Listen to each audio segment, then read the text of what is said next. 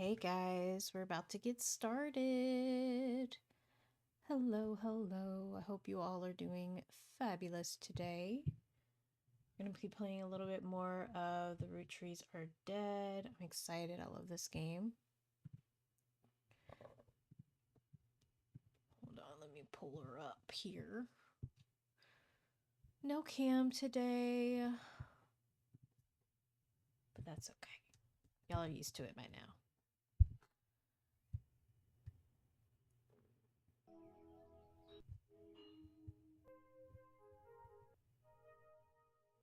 Might have to restart. I hate when the sound is like cutting out. It's happening during the stream. So hold on. Let me test some things.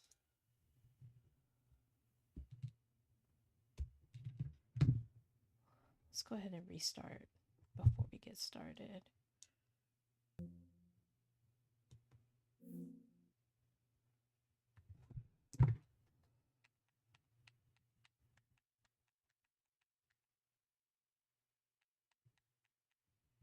My controller.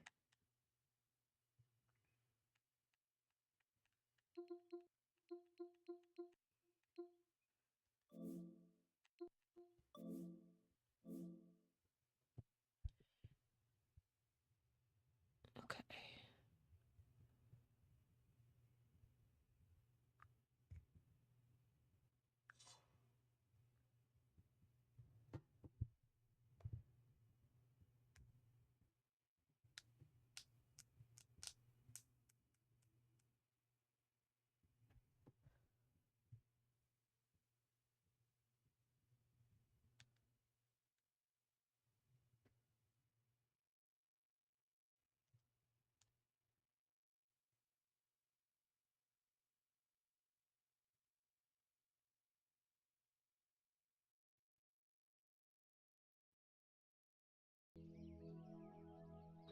Here we go.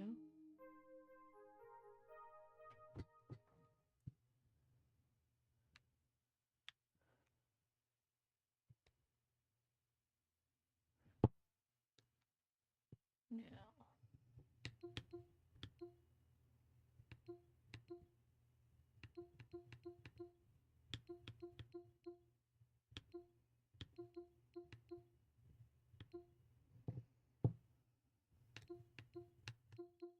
Well, we're playing the Roottrees Are Dead, so let's go there.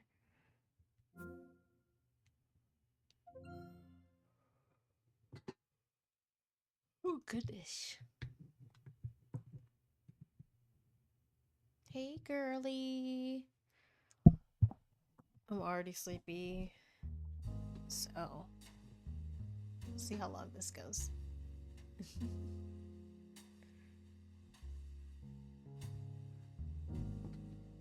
How is the audio? Do I need to turn the game down? Or are we okay?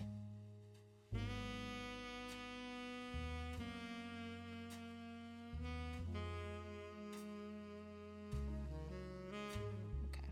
I heard that part really loud. Okay, put that away now.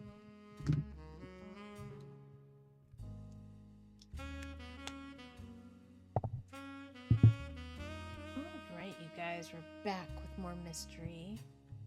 Let me switch my keyboard and mouse over.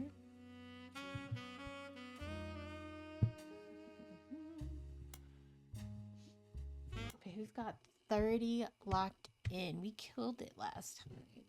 Like right in the end because I was struggling at the beginning. And we've skipped a day now, so hopefully that doesn't set us back a little bit. You know how it is, you guys. Okay. So we've locked in our founders, of course. We've locked in all of the 5 pieces. Those are the top line of children here. We've locked in the next generation, which is the second line. All of them. And we've nearly locked in all of the free spirits. That's this third line here. So this is what we're working on. Okay. So I suspect that we need one more to lock these two in, because these two should be right. So these siblings, and I'm pretty sure she's a farmer. I'm pretty sure he's a president. Number 4.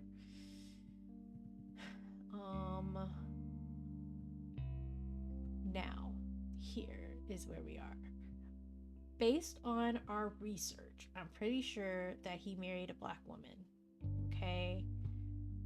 Just a recap as to why. If we go to our evidence, sorry, my mouse is just being... It's working, but like it's working weird. Okay. Based on our research, if we went back to the original diary pages, there's a section...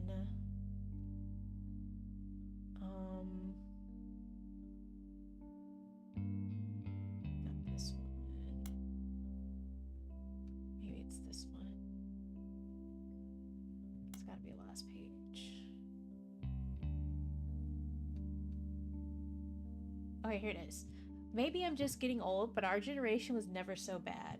My brothers all seemed to pursue paths of knowledge, and the most rebellious thing any of us ever did was bring home someone who would be illegal to marry if we lived anywhere south of Pennsylvania. Pop seems to have gotten over it because Edward is set to take over his department once he retires. So, thinking about who would be illegal back then, a black woman, right? To marry a black woman. And this is Edward. So that shakes, right?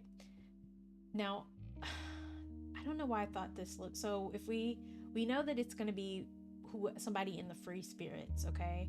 Generation. And when you look at the free spirits... Oops, that's the internet. When you look at the free spirits... Oh, right here. My mouse feels all loosey-goosey. I don't know why. So this picture is the free spirits. She's the only one who doesn't fit. Everyone else is accounted for in the free spirits. So it's got to be this little girl. So that is where we're at with her. But I haven't learned anything about her yet. We know that Gwen has 2 children. Okay, so she's the actress. And she had children with Wild Bill Williams, okay, aka Walter Forsythe, but they're not featured in the pictures. It's very mysterious. I haven't found any details on her children other than we know that she had them. We know that she and Wild Bill split up, but it was after the birth of her, or while she was pregnant, I believe, with her second child. So there's that. And then we know that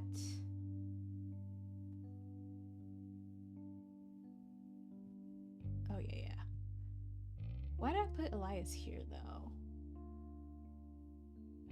Okay, I think I put this Elias in the wrong place. No, did I? I'm confused. There are 2 Eliases, and I think the other one is actually here.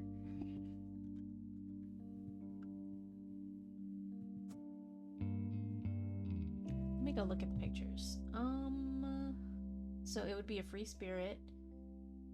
One was Lauren, our author's brother, and the other was Miracle's son. We already figured out which one is her brother. Now, if we go to our evidence again, it's a free spirit. So, yes, that picture should go back. Should actually go here. So let's switch this out.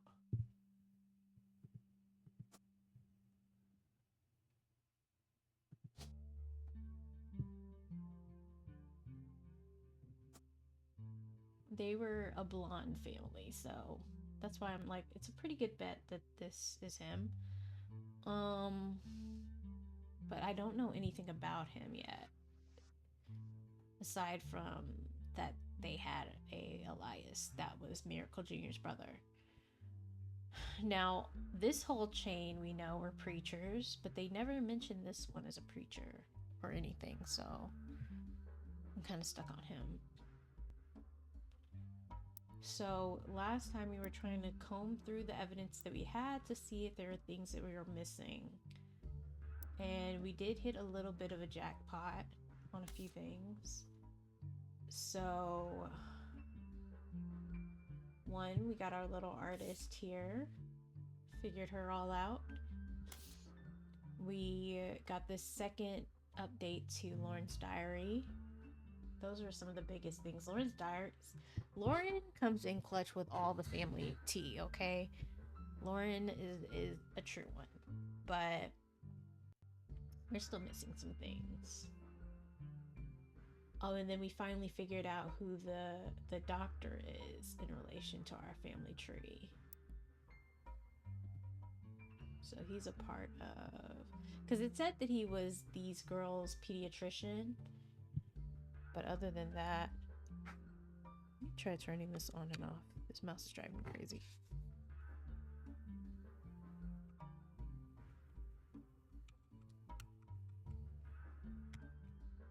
Sarah, I'm so happy my new glasses are have shipped out already that I just ordered. Finally gonna have some good glasses. Okay, yeah. We put him here. So he married one of the free spirits.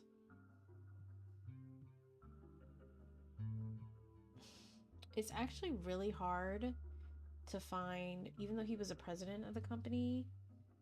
Yes, I'm so excited. It's really hard to find information on him. But we did unlock some new periodicals in the last few minutes of our gameplay. I think we oh, you know what? We were playing right before the Super Bowl halftime show aired, so that's when we ended. But yeah, we unlocked 2 new periodicals. So we got Modern Music Monthly, where we found some details about James a little bit, and then Starlit, where we got more info on Gwen. But all of that was kind of late because a lot of it we already had through just sheer determination. Oh gosh. Well, his name is Jim in the music world. So we found out that he and Carl were... So, not Carl, Clark. So Clark is the author, Lauren's son, right? And his dad died before he was, you know, at a very young age. I think before he really got to have a relationship with his dad. And so he was raised by his uncle pretty much. Like, or his uncle was really his father figure. And so he was raised like a brother to... Where's it at? So Clark was raised with James over here. And they joined a band together, which is how they both ended up married to LaRue sisters. But they kind of had a falling out, it looks like. Like, the band had a little bit of a falling out, and the sisters don't get along anymore. And so it looks like Clark actually took after James's dad and went into the advertising industry. So that was his final career. So we found all of that out from the music periodical. So that helped us figure out his spouses. James got around, okay? You see that he married 3 different women. We haven't figured out who the 3rd one is, but like, dang. He's the only one, I think, in the family who got remarried at any point. He did it like multiple times. I think we had one other divorce in this family, and that was Gwen, the actress. And then, but she didn't get with anybody else. No, we had 2. Technically, she got with somebody else, but I don't think they got married. But, and then the other one was Lauren, whose husband died. And she just never remarried. They're very messy, y'all. I'm here for it. We got secret love children's.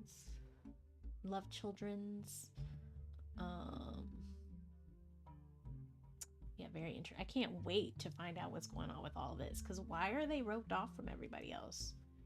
You know? Very curious. But yeah, So now it's going to get really tough, y'all. We need to lock in, I think, just one more person to lock these two in. So let's try to find one more person.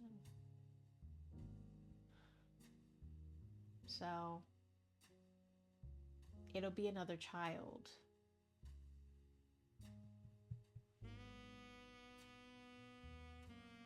Another child. I know he has a daughter named Candy, but I literally couldn't find anything. But you know, I don't think I tried the music periodical. So let's try Candy Roottree.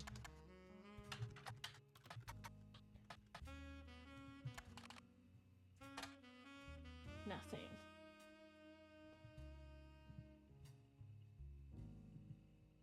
Maybe she was an actress. Nope. Yeah, I can't find her anywhere. Candy, where are you?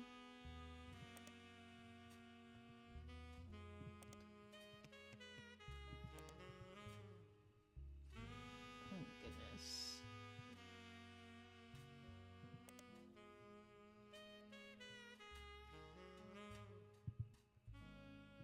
I don't even know where to start. Okay. Let's look at our evidence again. We figured out some of Stephanie. I think we figured out that Stephanie is related to... Yeah, right here. So this is Stephanie lady and her husband that are on that flyer. So we've ruled them out of the... Like, there's no more evidence tied to them. Or is there? It says there's 6 pieces of evidence. So let's read through it again. This was buried under a ton of other mail that Carl left in his inbox. It had a handwritten note attached that seemed personal. It's a flyer about a candidate for local office, Stephanie Jones. On the back is an excerpt from the newspaper article from the Butler County Times about her campaign. Stephanie may have grown up in an unconventional family, to say the least, but in her words, it was still full of love. And now, 22 years later, with a baby of her own due around Christmas, her message for voters is simply, love is our future. The handwritten note says, Carl, I know that we don't see eye to eye when it comes to the candy company, but if you could talk to your girls about putting out a statement supporting Stephanie, she could use the publicity your daughters bring. Don't let our conflict spread to the next generation.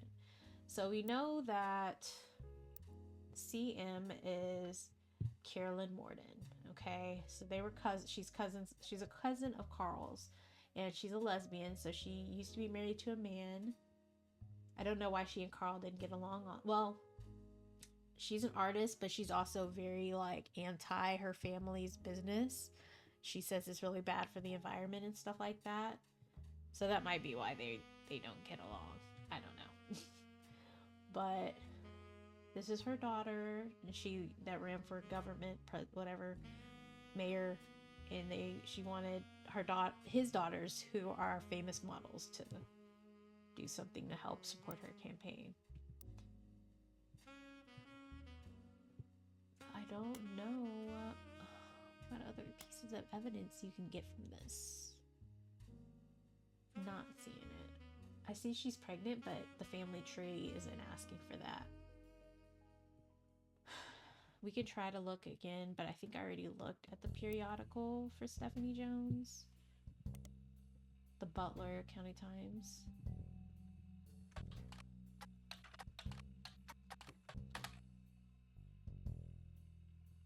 Yeah, we looked at all that. That's how I knew that his name, like that he was her husband.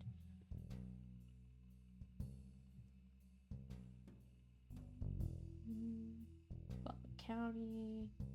This is where it mentions that her mother had a partner, just how we figured out, because she did write a book. I think her mom wrote a book, and it said in the dedication to Stephanie and Eloise, and I'm like, well, Stephanie's her daughter. Eloise must be her partner. And sure enough, it was. This also brings up the fact that her mother was a local artist, and that she's against certain things about the family.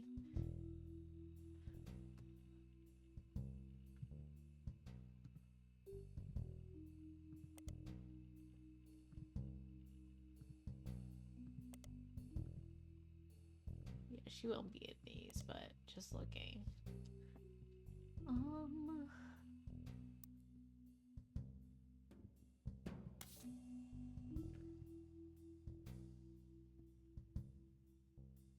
So yeah, we need another person. We need to find another person to focus in on. Because these two... Also, you know what? Actually... Oh, I was going to say, these haven't locked in, but I don't know their occupations. So let's try Zach Wilson. Although, I don't think that we're going to find anything.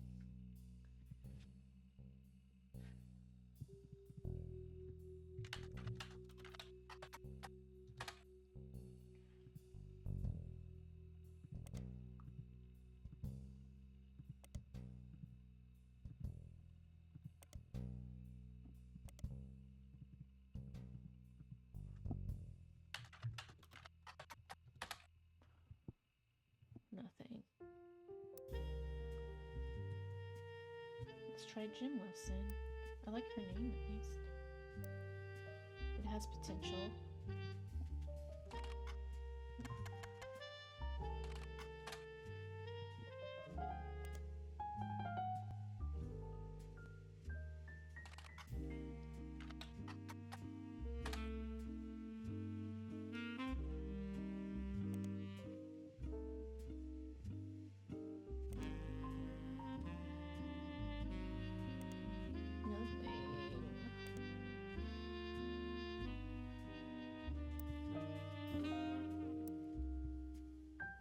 Jason's definitely too young.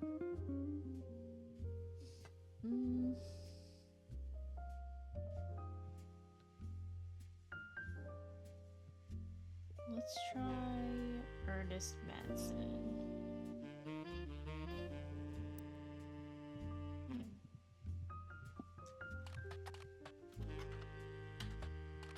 Like, I'm trying to find people's kids, everything, you know? Like, give me something.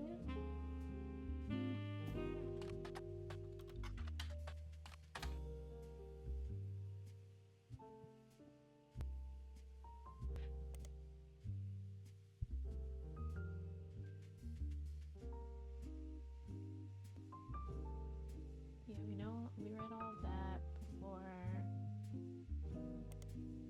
Nothing in the county times. He's not musically relevant. He's not an actor. Let's try his sister. Gwyneth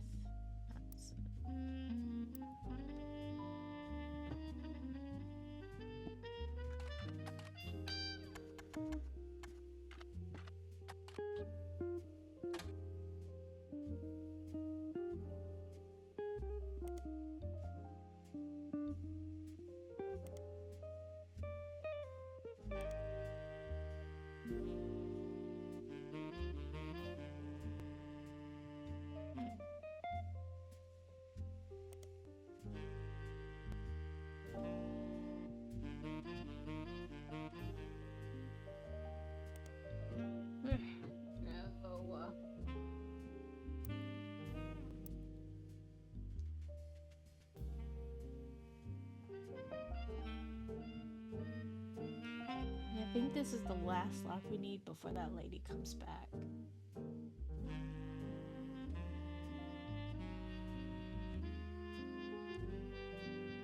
really want to get to the bottom of Edward and Gwen. Let's look some more at Gwen. Gwen, why are you so hard to find stuff on? You're supposed to be famous.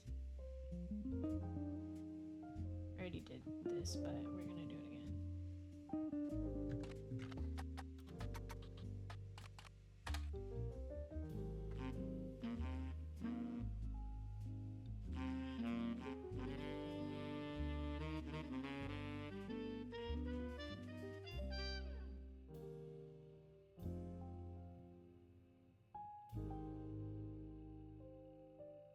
You know what? There's a child named Wolf. Damn it.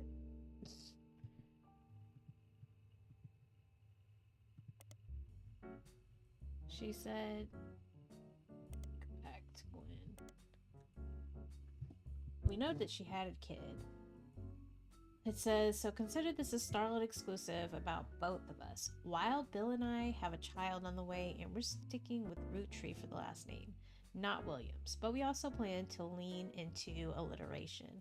That's how we'll honor both of our family names for the next generation. Yeah, Wolf. Oh, no. If they're doing alliteration, it'll be a Roottree.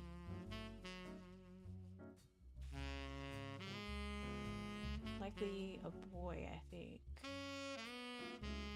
So we've got Ronald Roottree, Robert Roottree.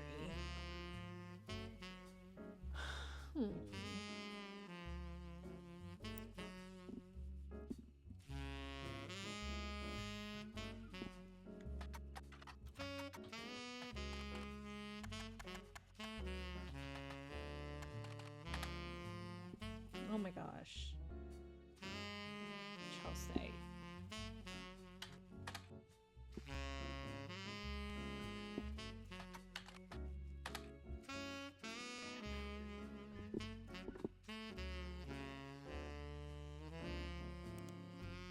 I might have to take a hit because I'm lost.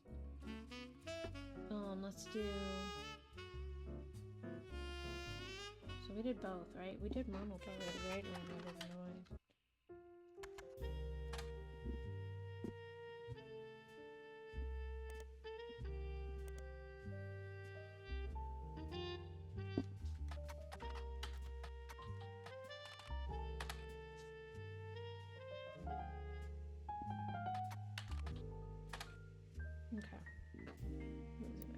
Okay. I thought it would be Wolf. But maybe not. So it's time for him. Give me something that I don't already know to do. Looks like Jim used to be in a different band when he was younger. Yes, I know the band. I looked it up already. This is annoying. It's telling me stuff that I've already found. So if we go back to Jim, it was, here it is. C and J and D. Copy. Let's put into spider search first. I appreciate that we can copy in this game and paste.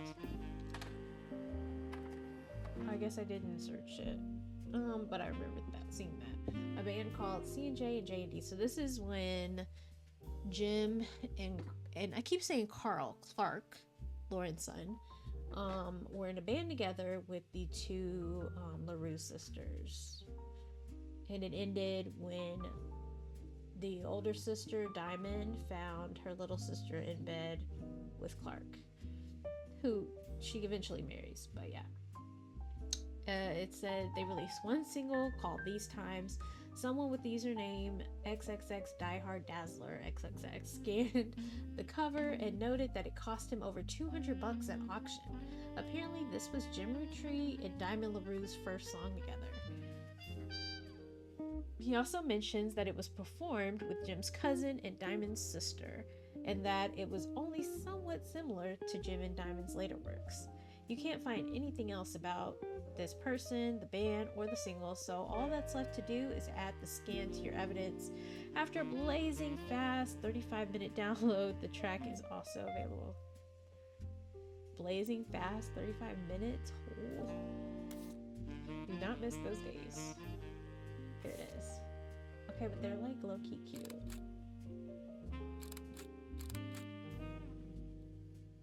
And I don't know if you were here for this before, Sarah, but you can play the music in this game. Enjoy. Like anytime we get music, we've gotten quite a bit. These Times is an old single from a folk group C and J. You can have a scan of the album. You have a scan of the album as well as the recording of the title track, thanks to a collector of Jim and Roottree memorabilia. So they got a website that mentions all of the details. Right.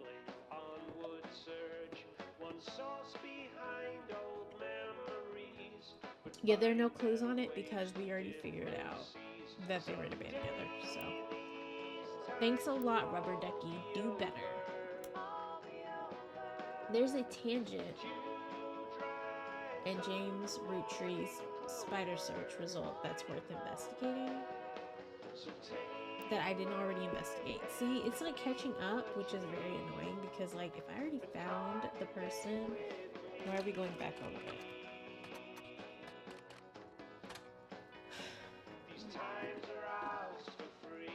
I looked up Jim and Diamond. We already got details on rolling on down to the city. I think I looked up Diamond's Dazzlers, but we can try it again.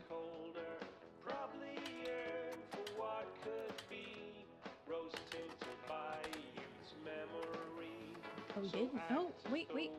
Wolf! It said Wolf. Diamond Dazzlers is the name of the official fan club for Jim and Diamond. You find a forum post called Cool Things You Got in the Mail on a random forum about video games. One reply mentions that Jim and Diamond still send out a Christmas card every year to Diamond Dazzlers.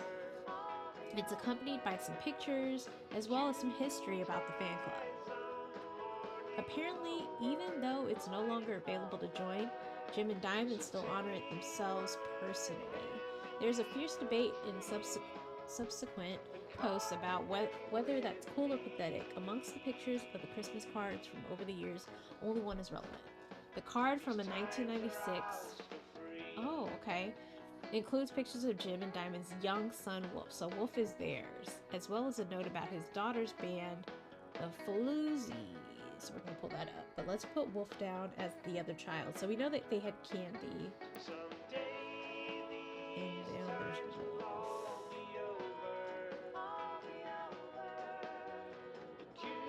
I really thought Wolf was going to be Gwen's.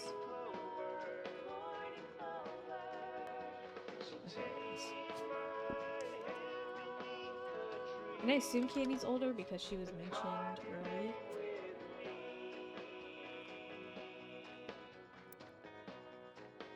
But it sounds like their daughter's occupation is that she is a singer.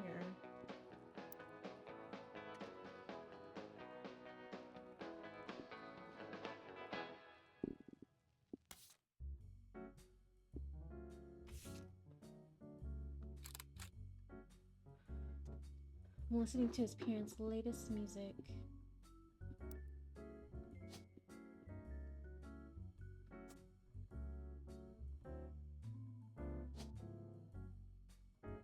So I assume because she's blonde here that she's blonde on the album.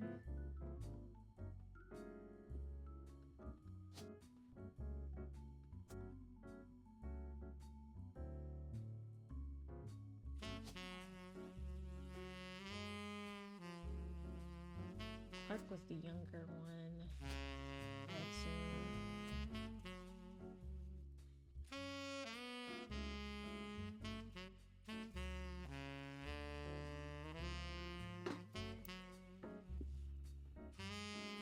Let's look up the Floozies. Just highlight it. The Floozies are an all-female punk band operating out of New York City. They're mentioned in passing in an online review from earlier this year. Apparently, they were the opening act for the band the reviewer actually came to see. The reviewer writes that she normally doesn't review the opening act, but this one was unusual, and not because of the music, which she described as loud, fast, and repetitive, but not in a good way. Oh, that's terrible. The trio was extremely cagey about their identities. The reviewer asked the venue who they were, and she was told they were rumored to be children of other famous musicians and didn't want that to be why they were popular. The reviewer also mentioned that for an underground and unknown band with absolutely no following, their equipment was all extremely expensive, and not only were they selling CDs, but they only cost $1. They probably were losing a fortune. Not 1 out of 3. The reviewer said although she bought a copy, she would be unlucky to ever listen to any of that again. She would be unlikely. Ooh, sorry for listening to any of it again, except for maybe Beef Baby, the 7th track. There's no picture of the Floozies performing live, but the cover from the CD they were selling, Conquistadore, has been added to evidence. Do we finally have a picture of Candy? I assume this is her. Yeah, she's the vocalist. Finally got a picture of Candy. And we can put musician. Oop. I said we needed one more. There we go.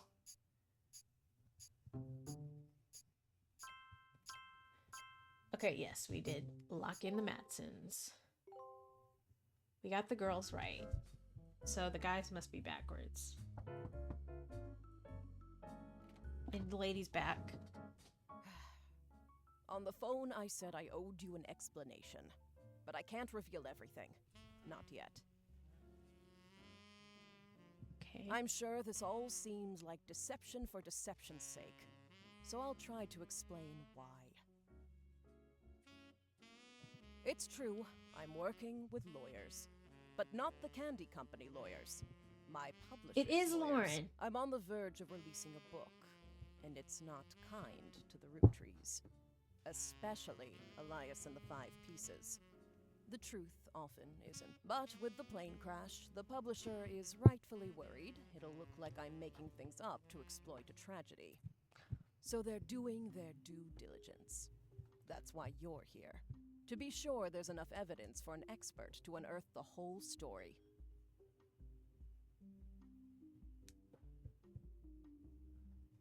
If I tell you the whole story now, we can't prove that. I hope you understand. That said, I can say that the work you're doing is very personal to me. To my story, one spot on the tree is more important than the rest. You've likely noticed it. It's locked. Oh, this for is now. about Gwen. I'll Because she's return the one one that's final circled. time after you fill it in. Also, there are fewer Roottrees left. In a sense, that makes it easier. Use process of elimination. It's also harder to verify when you're right. You'll need 4 blood relatives before they log from here on out. Not 4. That's messed up. I don't have any more evidence. 3 is for you, hard enough. but now trust we your need 4. intuition. If you're getting closer and closer to the truth, I look forward to seeing you soon.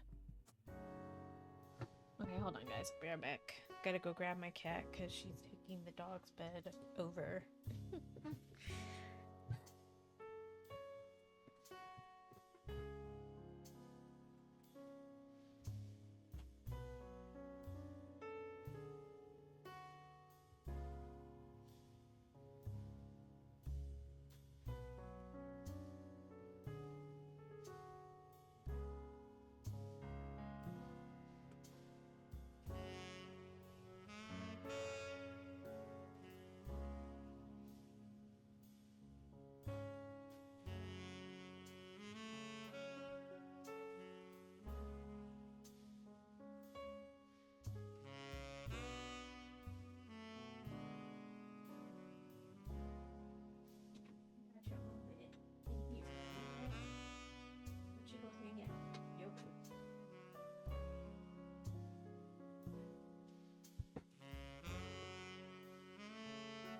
Okay.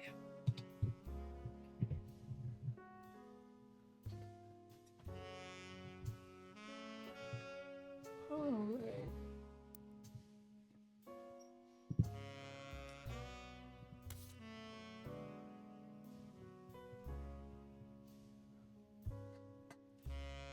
Why is it saying I have a new piece? Oh, I was like, it just added.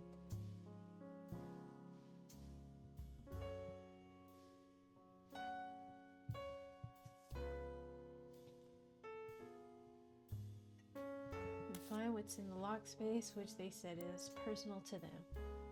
So the only lock space, I assume, is this. It'd be very interesting if that was Gwen at our door. It's possible. And she had a lot of feelings about Elias, she mentioned. Intriguing.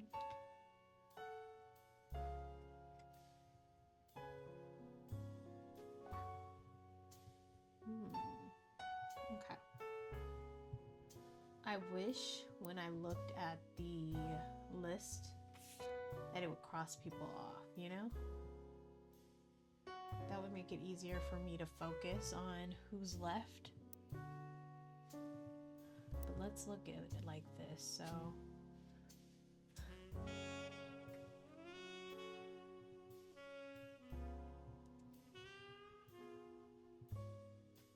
The ones who have pictures are listed on my map or on my tree, but they don't have,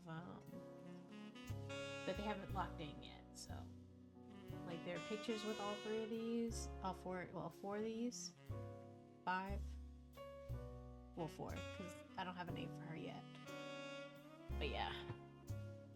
And I'm trying to do process of elimination, but that's really hard when you don't know. Like, we can't find information on a person, you know? Okay. Let's try Tessa Roottree.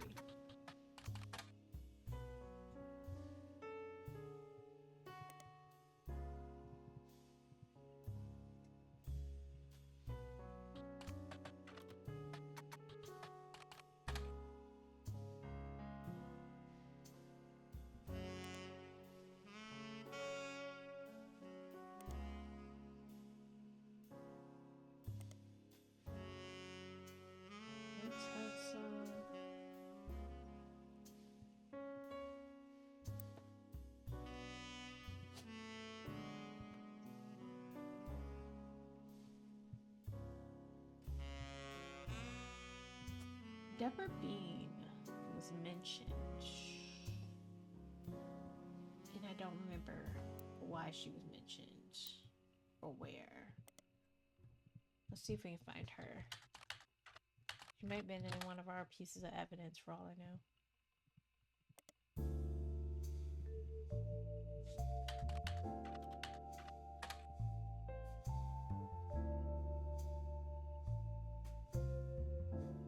Did I try all of these?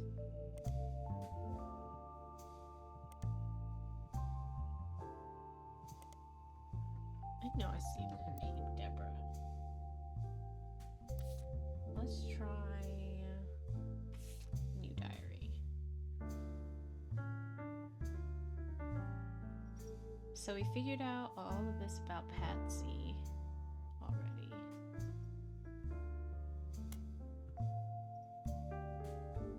We figured out that Sam was a woman. Hey, me mug. We figured out that Sam was a woman this whole time. She's already locked in. Ernie Jr. We learned about Zach. Gwyneth.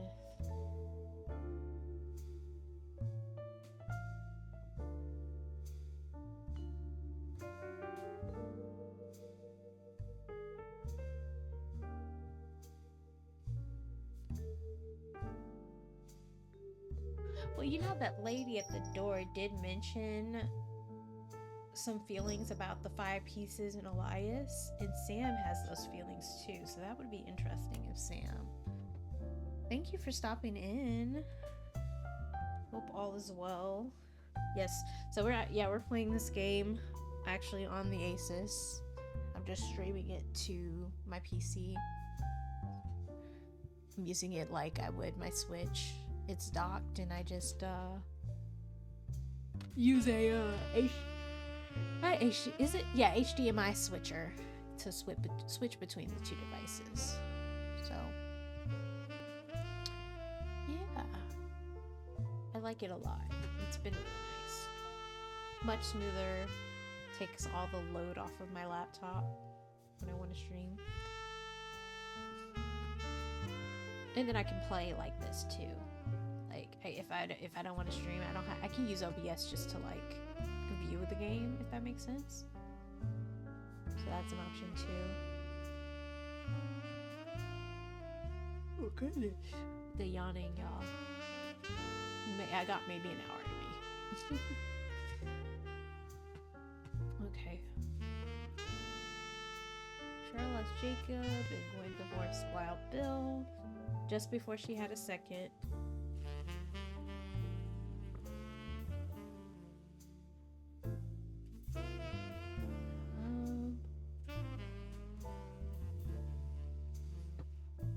Her son's disrespect for marriage. Yes, we figured that out.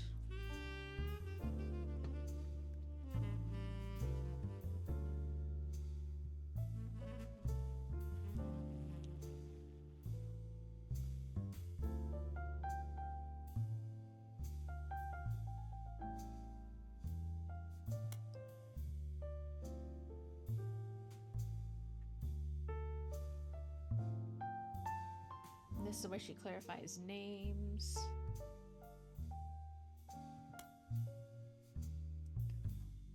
And this was a bonus. Now this one I haven't figured anything out about, but it was very interesting. It says, oh lord, so Cece is about to be annoying. She said, I got angry when I met a new girl who I did not like. She was dirty and did not have a pretty dress. Me and Pop walked home in town, and she hugged him. When I told her that he was my Pop, she pushed me. I got angry and yelled at her, and Pop said to treat her nice. Then she said, your Pop is my dad. She screamed it loud in my ears. She was lying to me, and lying is not a nice thing, so I pushed her too. Then I got in trouble. Then Pop took her away. He told me, don't worry, I'm glad she's gone. So it sounds like that he had another child in town. That was a very weird encounter. So this is Lauren's dad, Edward Clancy. Interesting.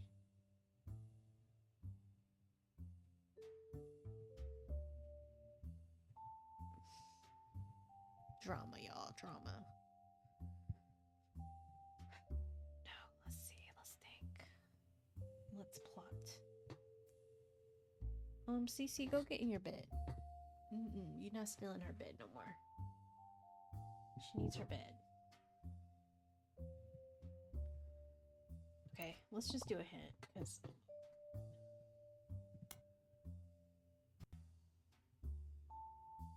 it says the modern 5-piece flavors aren't helpful, but there might be something in the description of the ad that is. I didn't think they were helpful either, but let's see.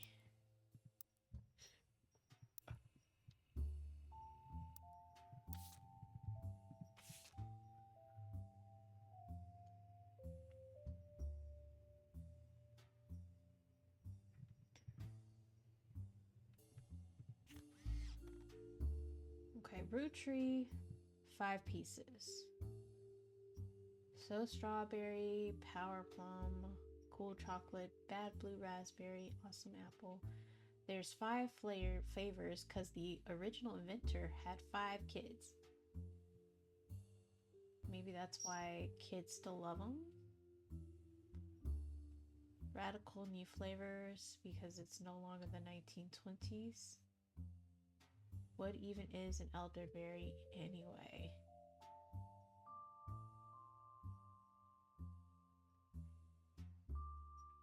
What do you guys get out of that? Because am I the only one that's lost?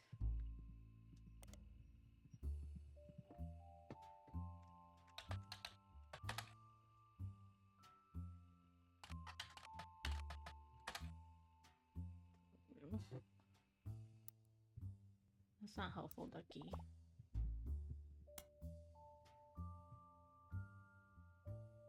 Oh, I see what you mean. Okay, I think. Let's start with Business Watch.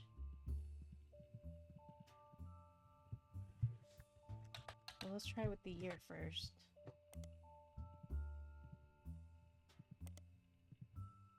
I don't think it's gonna be either of these. It said radical new flavors.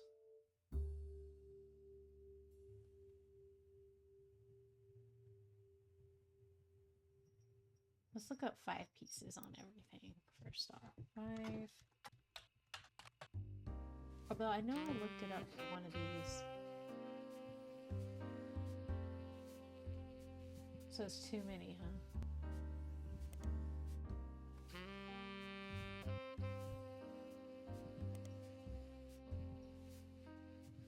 Oh Lord, they all say you're gonna have to narrow things down a bit.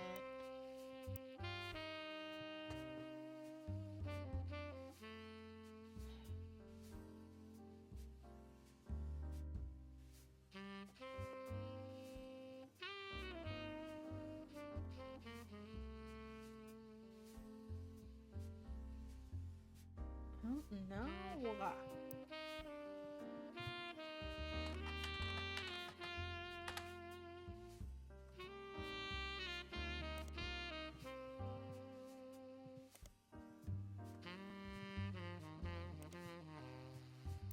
Becky, this isn't helping me.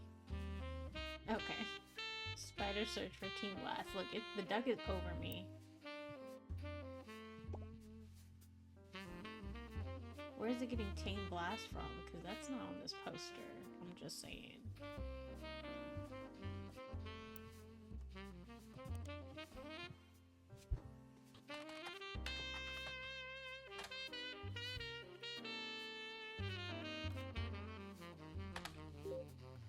Okay, that helped us unlock. Oh, you know what? Team Blast was mentioned in the Roottree Sisters stuff, I think. It says it's a teen magazine aimed at teenage girls. This website has a news section that offers condolences for the loss of the Roottrees sisters. Their fashion line was often covered by our magazine, and Raina Roottree first appeared on the cover on her 16th birthday. So there's a second picture of Raina. I think it mentioned it.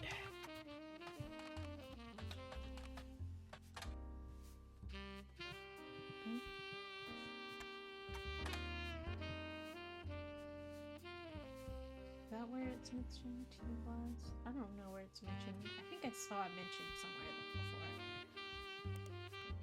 before. So let's do Team Blast. Let's look at Raina first.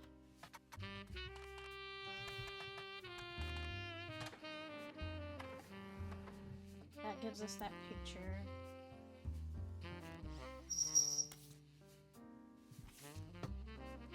Oh my gosh, not the crimped hair. Y'all remember those days? Brother Trouble canceled? How to know if he's interested. Win a trip to the set of a new movie. The Candy Girl gets serious about her inspirations and aspirations. There's an article about Raina Roottree from 1994. This issue also mentions TMS and Brother Trouble. Should we be looking up Brother Trouble? In an interview, Raina talks about her inspirations. One important thing I learned from an early age is that dreams are not outside of our grasp. My grandpa taught me. My grandpa was a college professor who taught. She's referring to. Because hold on. I guess he was. Right here. Okay. Yeah, they're part of his chain. Okay. Who taught lectures about history. He always told me that history is full of people from famous families who wasted their fame and fortune by taking it for granted. Instead, he told me I should go out and use my name to accomplish something. I think he may have practiced that lecture a lot because I have other people in my family that have also made the Roottree name famous for things besides candy. His older sister even wrote a book that some of my friends tell me they had to read in school. I took his advice, and now I work with my mom designing clothes. I help decide what colors and patterns I want to model, and then she designs the clothes with a team of amazing men and women. Although my grandpa passed away earlier this year, Grandma Lauren tells me he was really proud of what we've managed to accomplish. That's nice. Okay.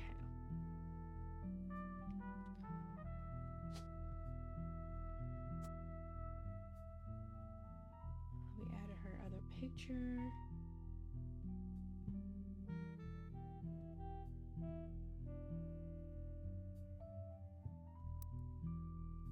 Let's look up Brother Trouble, and we've already looked up TMS, but maybe we should look him up here.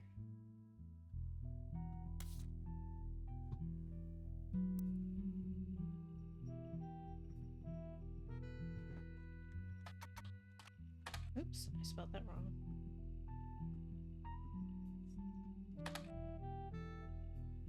Some have mentioned Brenda, but more often than not, her daughters were mentioned.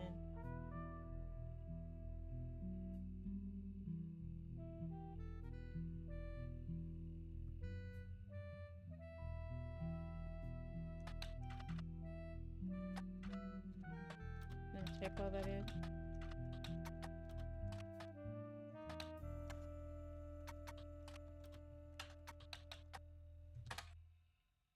That's a little bit much.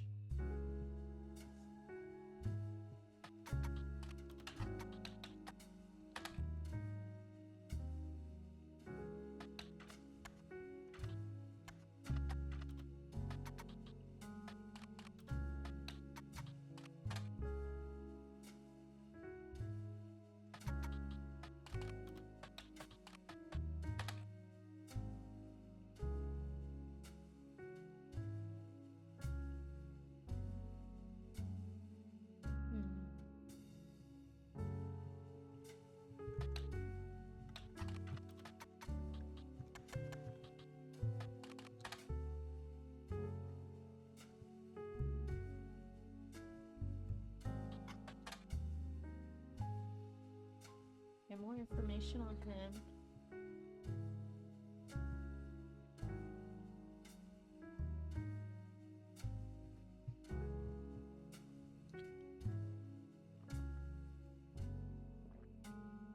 Oh, he was a part of Brother Trouble, which was mentioned on the magazine.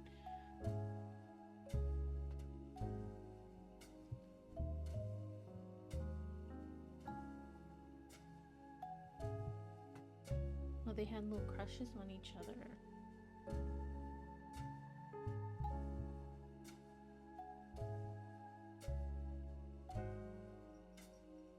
Oh, okay, here's a little something. Ron is a distant relative of the Roottrees sisters. So let's look up Brother Trouble.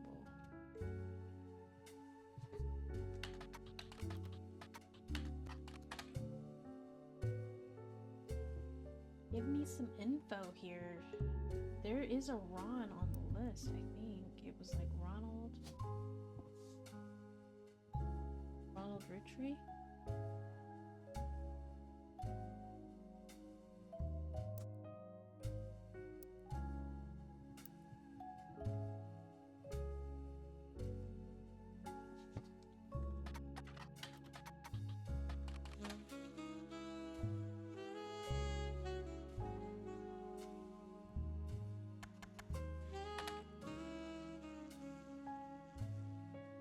Guys.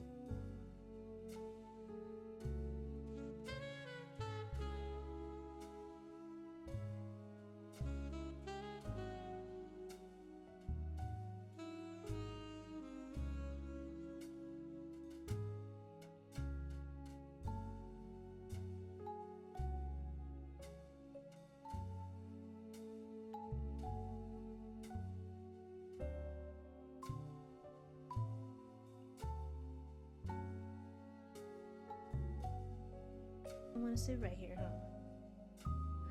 Well, you can't go sit in her spot. She needs her spot. She needs her spot. Why don't you hang out with me? I'm like a normal cat. Normal cats sit in people's laps and stuff. I wish y'all could see how difficult she's being right now. Okay, so help me solve a mystery. Jesus. Ad break in 1 minute, you guys.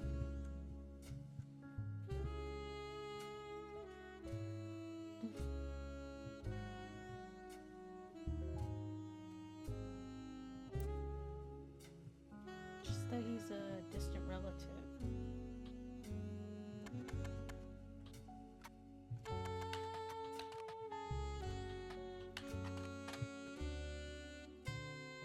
Maybe I should look it up in Scarlet.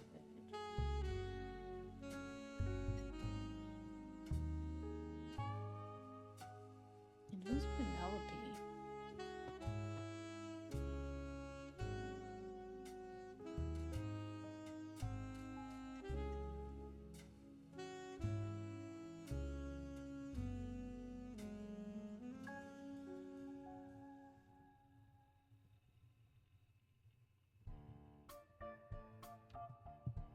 Yeah, let's try looking in Scarlet, maybe.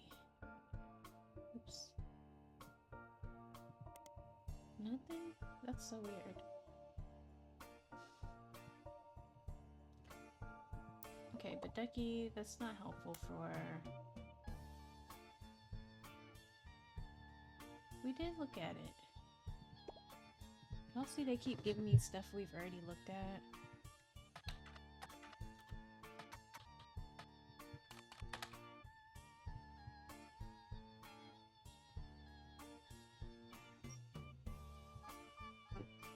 Where's the article?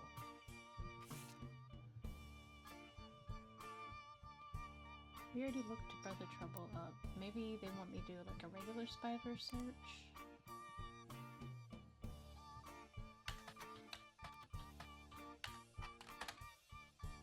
Oh, oh, okay. Justin Christopher Baker.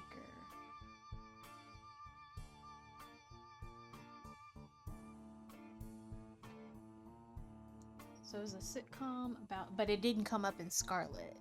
Just saying.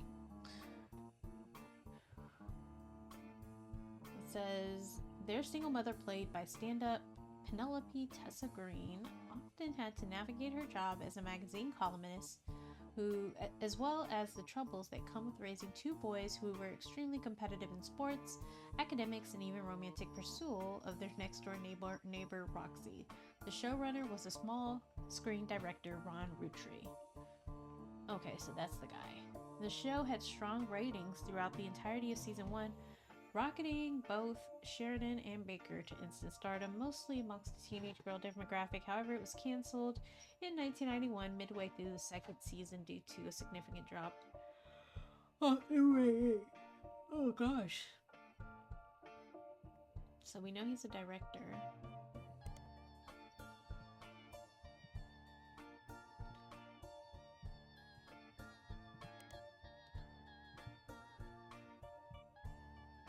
But how is he? RR Productions.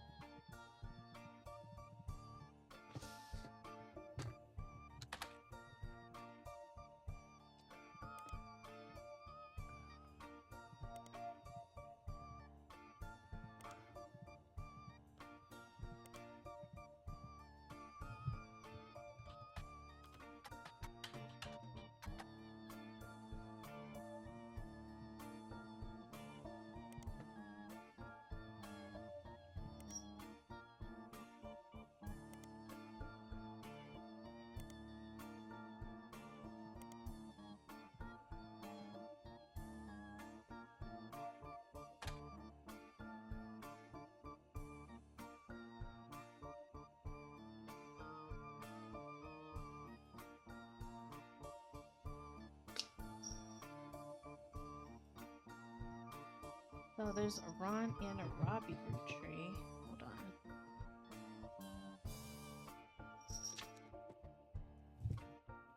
Cece, I'm not letting you out.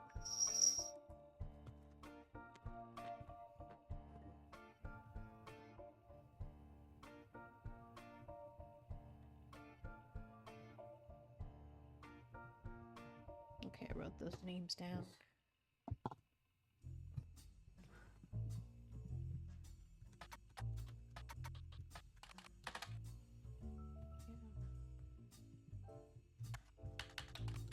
Oops.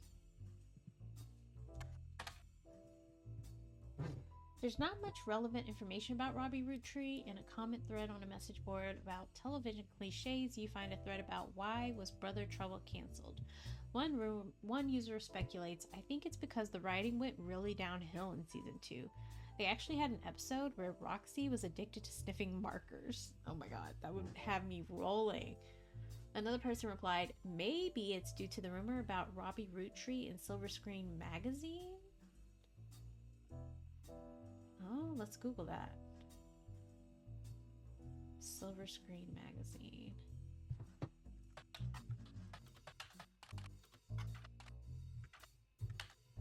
Not the mom sniffing markers. Yes, that's exactly what I We got a new periodical. Silver Screen Magazine was a Hollywood insiders magazine focused less on the actors and actresses and more about the nitty-gritty of writing, directing, costuming, set design, film promotion, and other elements of filmmaking. It ran for about 10 years, and then it was bought out by a bigger, better magazine.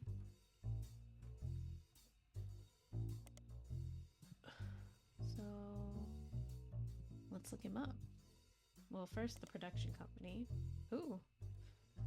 A small rumors article from 1992 that claims the television screenwriter Robbie Roottree was allegedly tried and convicted under the name Robert. Let's put that next to Robbie. Robert in a French court of law.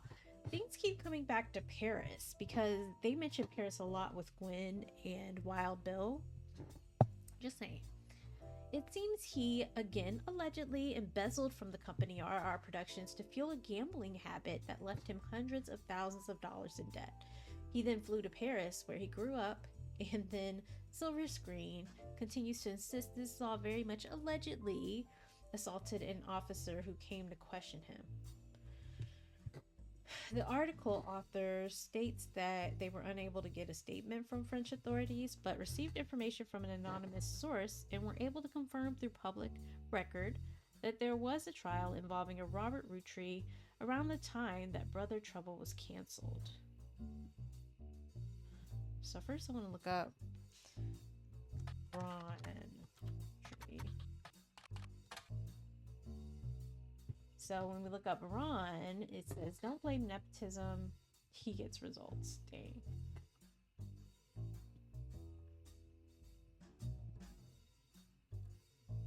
I'll highlight that. Oh my gosh, highlight it.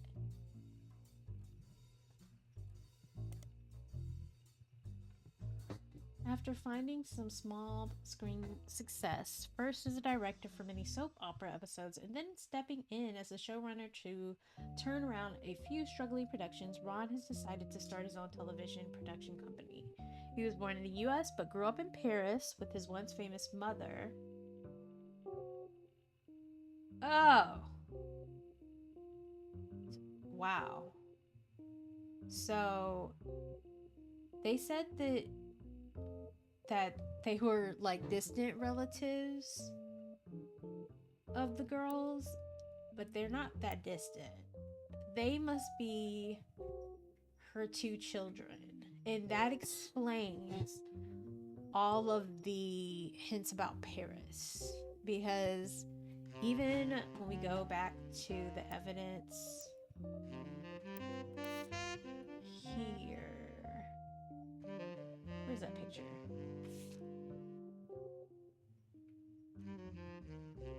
Couldn't make the reunion, wishing you well from Paris, Gwen and the boys. Like, are these her sons? I don't know why. Wow. That explains so much. So these are the boys. These aren't her spouses that I thought. Like, no, I thought one was her spouse and one was like another actor that was mentioned as a possible spouse. But no, these are her two sons.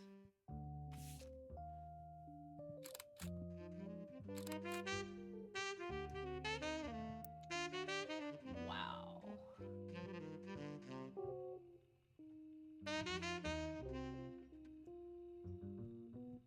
So which one is older? Said he gobbled up American cinema whenever he could, and when he was old enough, returned to Hollywood to attend film school. He brings a special kind of charisma and an eye for unusual shots, particularly when it comes to comedy. Those he's worked with have gone on record as saying he's an attentive director who can work with actors to make sure the timing of a joke lands perfectly. Ron plans to pitch new shows to major television studios as soon as 1986. Until then, he plans to find the right project.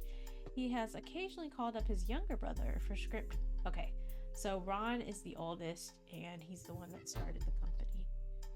Got it. No, Cece. She's being annoying.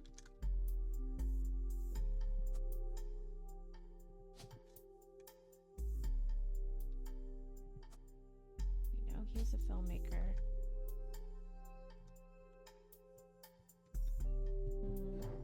What'd you call that?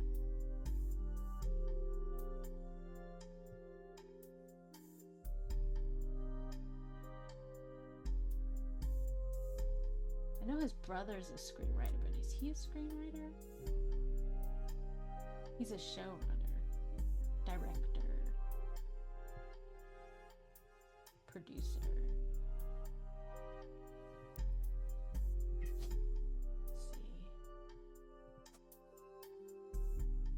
His brother is a screenwriter.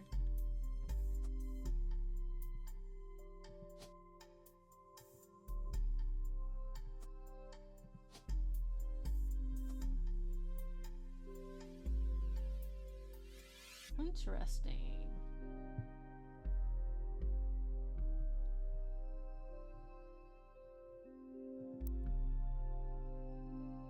Yeah, saying he's an attentive director. And he hits up his brother, he said, for scripts.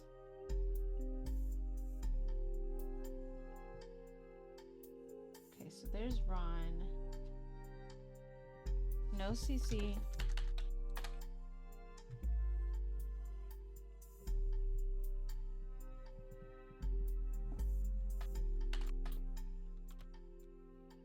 I'm not gonna get in trouble with the law. Okay. That's something.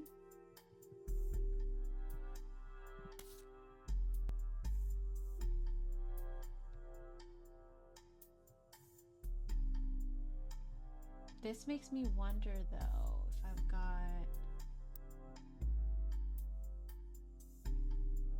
because we got these two. Oh, we still need to figure out his occupation.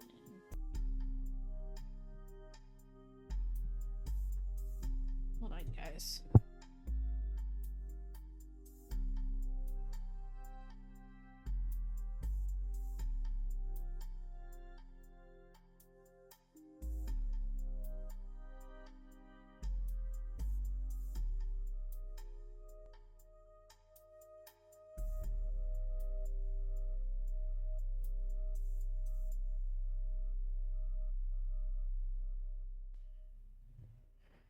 Now she gets on my nerves. Okay. Let's see. But why are they in their own bubble? That's what I don't understand.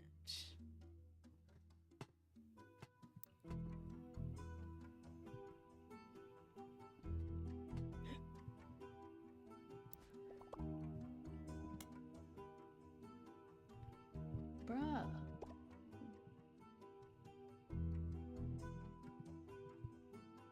Maybe that lady that was mentioned.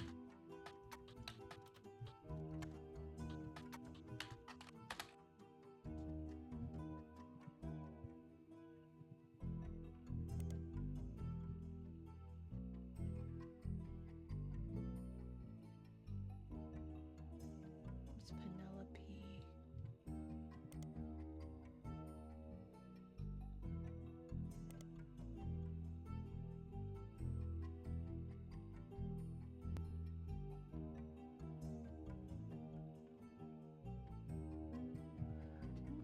Hold on.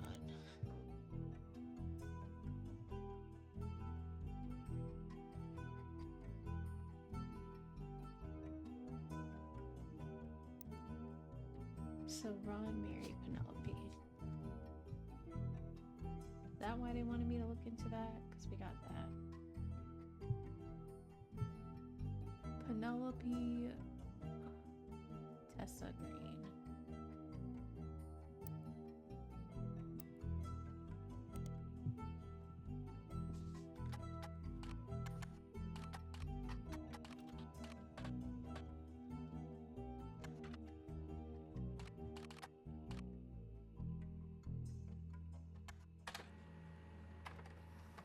Retired comedian.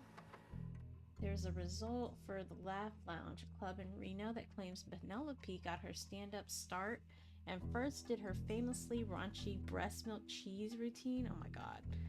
In the 80s before she was a TV star on Brother Trouble.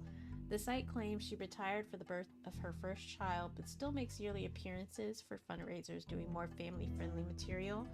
You find a picture labeled Jack-o'-lantern from 1977, as well as a picture labeled Jack watching one of his mother's charity sets. Both have been added to evidence. Oh. Baby Jack.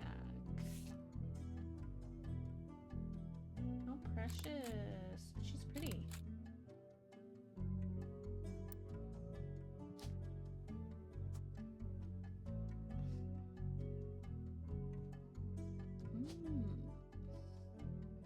What were the years on these again? This is 1997. This is 1994. So Jack is the oldest.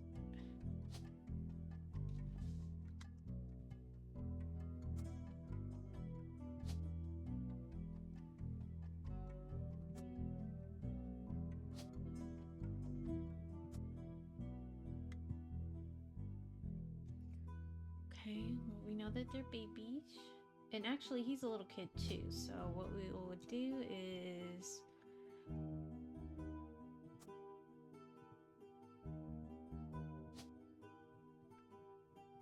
Student kid. Oop, not travel agent, my bad. Oh. We locked in our 4.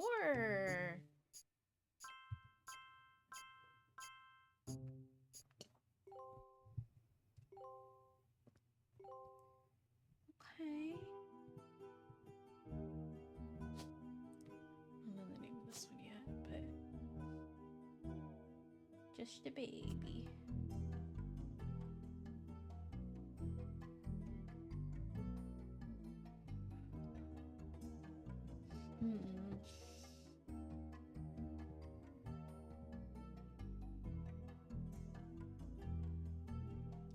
You know, these pictures haven't locked in, which means I probably have the guys backwards.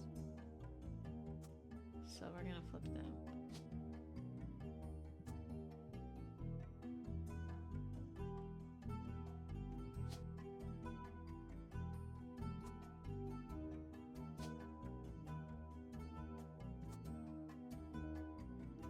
And why hasn't this locked in?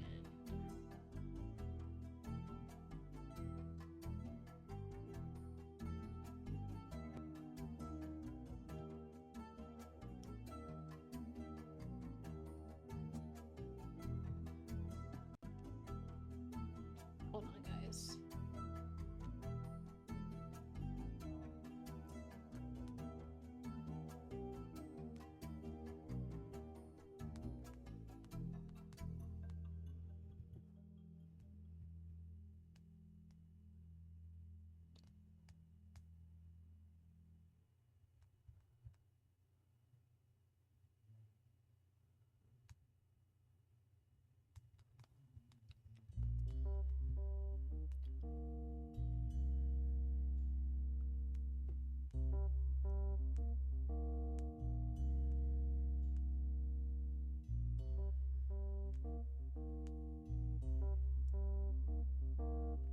Okay, let's see.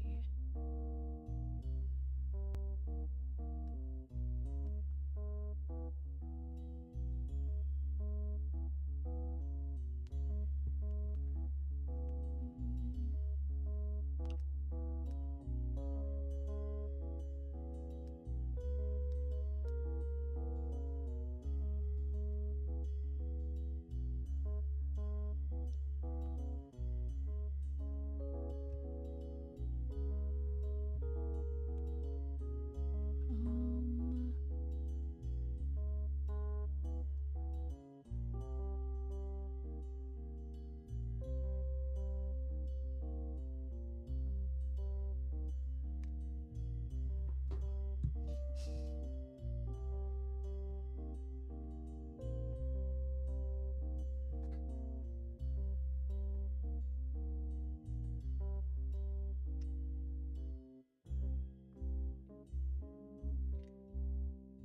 you know, I wonder if... Looks like he graduated high school, so let's put student college. And then for these two, let's put student K through 12. See if they lock in soon.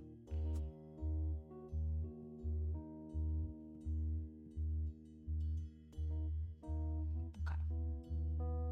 And then if they're all right, if we get one more person, they should lock in.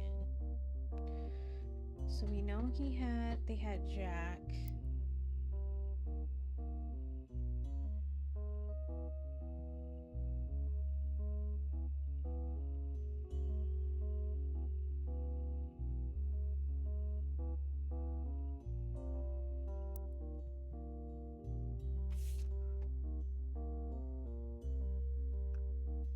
The Laugh Lounge.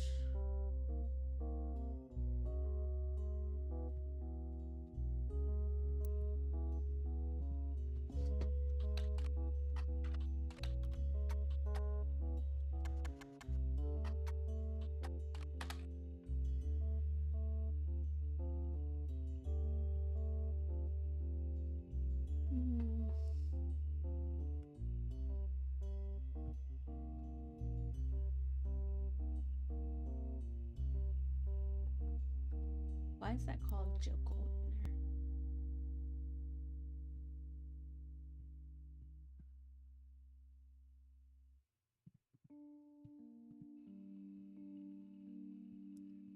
Oh, here it goes. It says the Laugh Lounge Comedy Club hosts several fundraisers throughout the year, but the most famous one seems to be Jokel Winner, which happens every Halloween.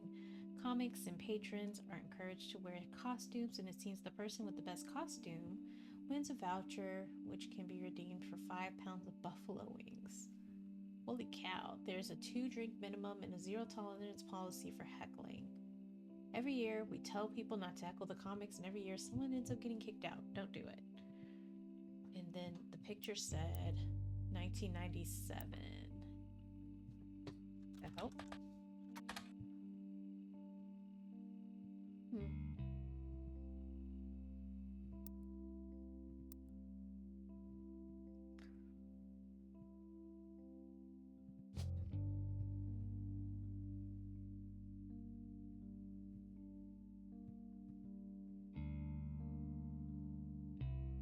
Well, if his brother's a Roottree, assuming that's a boy, the other child should be a Roottree. Maybe November.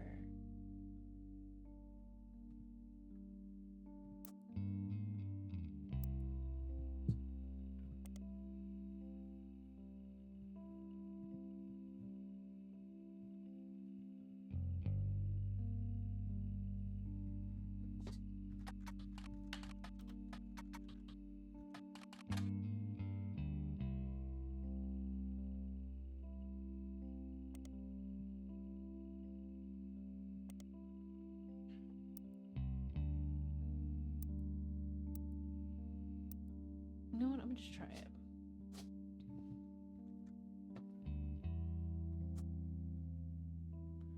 It didn't lock in.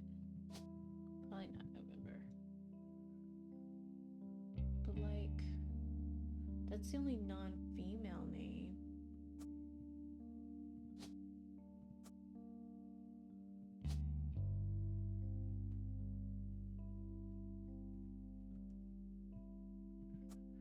It's gotta be November, right?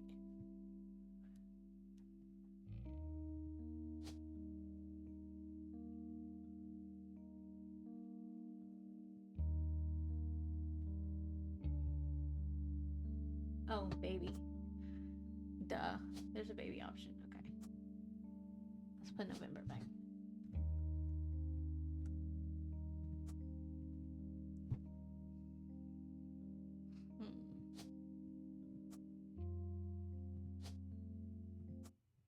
It's Christina. It's a girl. I was doing process elimination for You know what, though? Sometimes you just gotta do what you gotta do.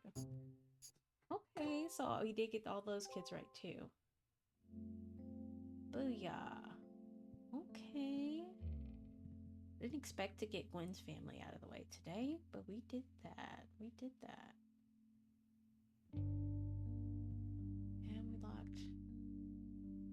So we got some whole like webs like locked down now. It's looking pretty good. We're almost there, y'all. Okay, rubber ducky, give me something fresh to look into. Brian Jones's business website sounds interesting. It does. Okay. If we go back to the periodicals, I think it was the Butler County. Brian Jones. Jones Graphic and Print.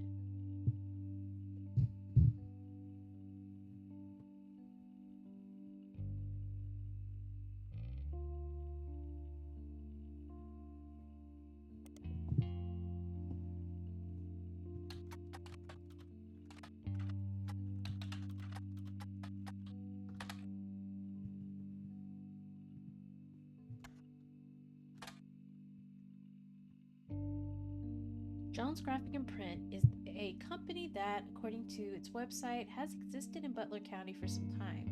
The website seems fancy, it even has frames. The website listed the address, hours, and few examples of clients and the type of work that was done for each. So Stephanie Jones's mailers, the Roottree Candy various banners, posters, Butler County Holiday Light poster banners, Miracle Network tour flyers, Roottree Motors. Oh, some things to look up here. Like the Miracle Network. I think we did search that early on in the game, but we only had one periodical, I think. Roottree Motors also should be investigated. Motors. Also just for kicks and giggles, Butler County.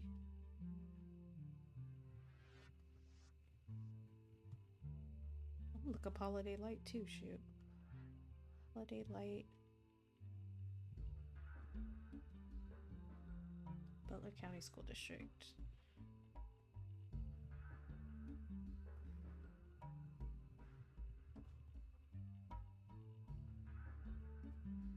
In Butler. Summer Theater. Okay. Well, let's see where that takes us. Let's start here. Oh.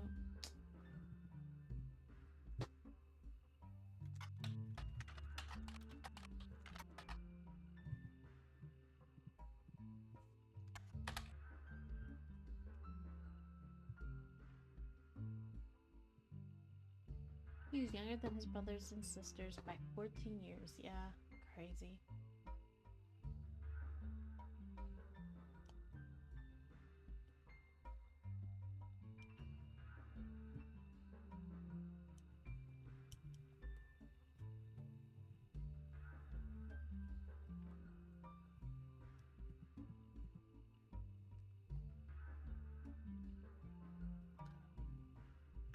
Miracle Roottree Estate.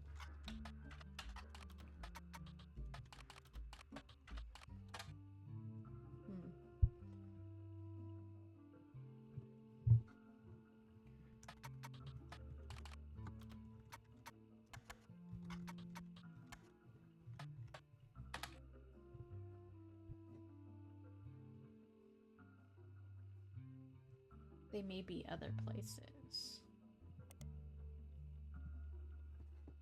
First, let's look up the Miracle Network.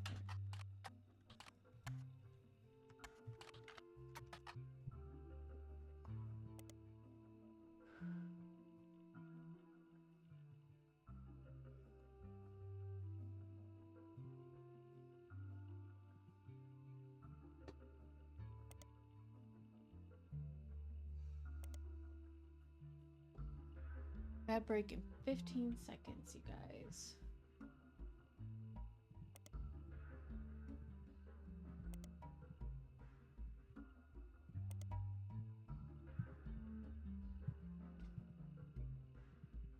Oh my gosh.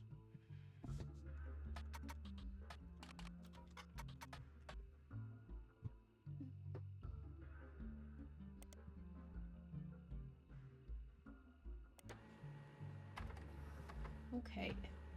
There's an ad for Roottree Motors in the paper. It seems Roottree Motors used to be called Wilkins Motors. That's key right there, Wilkins Motors.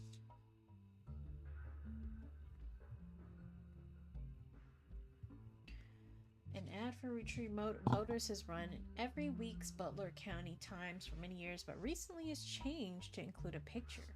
3 different unique versions of the ad have been added to your evidence.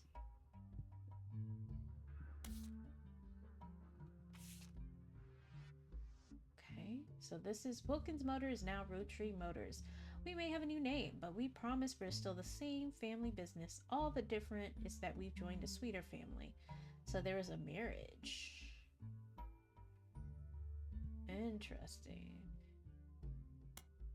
Roottree Motors, the local family mechanics servicing the entire Pittsburgh area.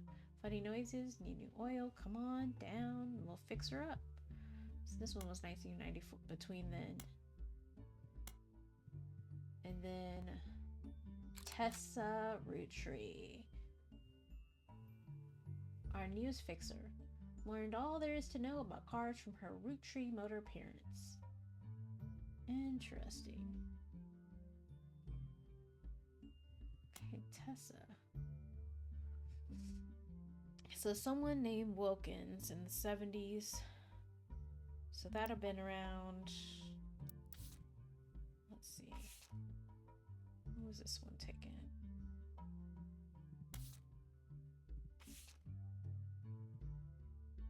These were the 30s. Clark came in the 60s, and it definitely would have been this new bunch. Yeah, this is the 70s. So Tessa would have been around this bunch. The what do they call themselves? The Free Spirits. So she'd be in here.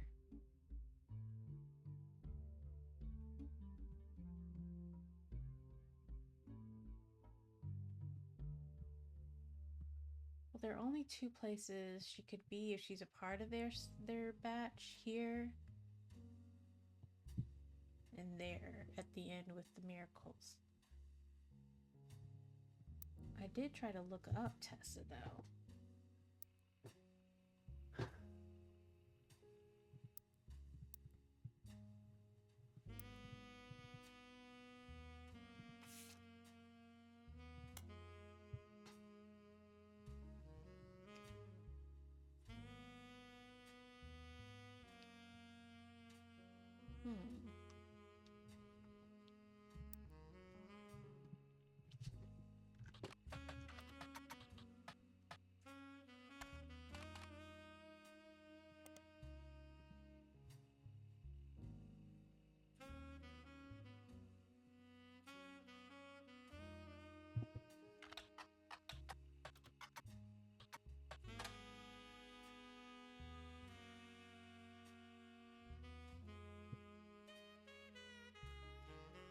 Okay, well, her parents were Wilkins. Would have had a Wilkins name. Catherine Wilkins. Let's look up Catherine Wilkins.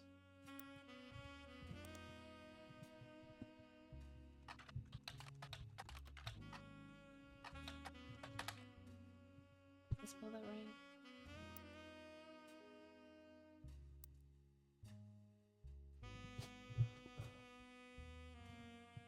Oh, with an extra A. I have a friend named Catherine, but it's not spelled like hers.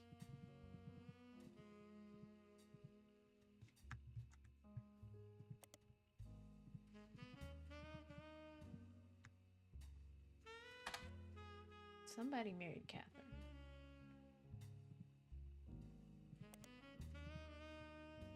I don't know where we would find out who.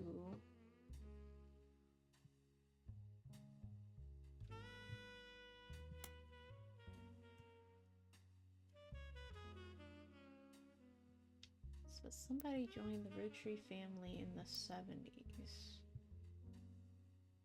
And they had a daughter. I still haven't figured out his spouse. So could it be? Okay.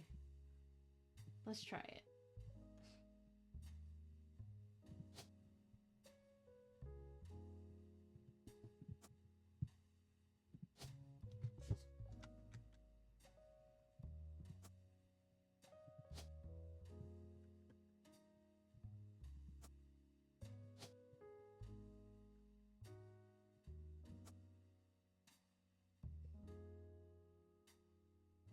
She's either there or on the other side.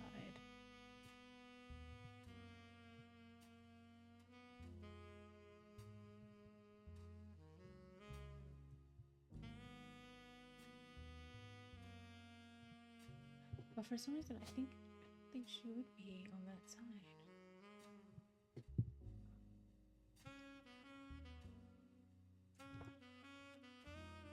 Let's put Catherine over here.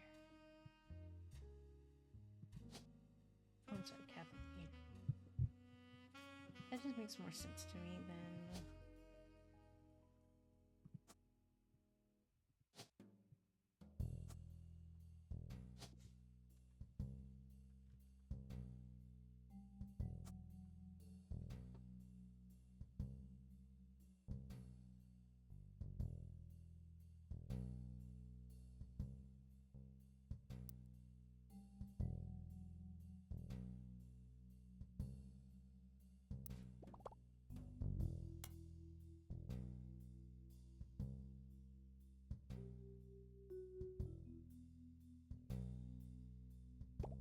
That radio station.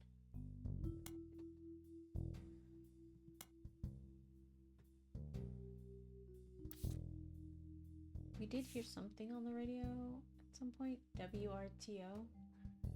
Oh, WRTD radio.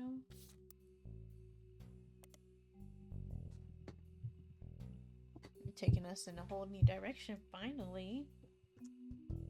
That was from the very beginning of the game.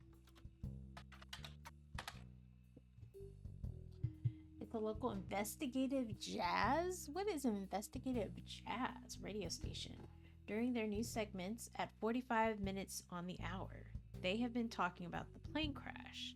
This most recent hour, they also talked about a picture taken from Carl's office after the plane crash and promised an interview online with the psychologist. During the interview, it's revealed there wasn't a break-in. Instead, someone with the key to the office took the picture after discovering the pipes burst due to the recent storm. This means it's likely someone close to the family who was aware of the photo's history and wanted to save it. The psychologist, however, also goes on to posit the culprit as an alternate agenda. Had an alternate. Okay, I read that wrong. Specifically because nobody in the family has come forward to say that they have it in their possession. A comment below the article says, "Don't believe their lies. This is just another instance of the Roottree curse being a real, true thing. I bet you Carl was murdered and the picture had evidence on it." The Roottree curse.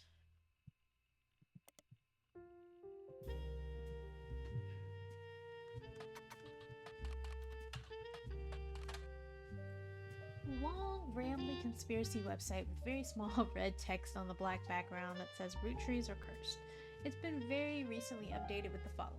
Important update. With Carl and Brenda and their girls, that makes 5 new deaths. Not only that, but 3 of the 5 presidents of the Roottree company have died mysteriously.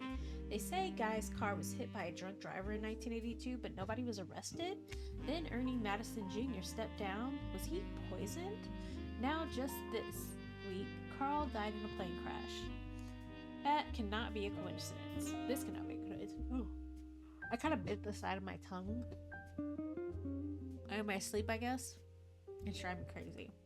There's another entry that claims if you connect the dots to the pattern of the 5 pieces wrappers, it creates a Mayan ruby skull. A secret message meant to I'm not even gonna try. Scare people away. Subliminally? I don't know. The post before that has a link to the site that talks about how Earth has 4 corners simultaneous 4 daytime cubes. The author of this site seems to agree.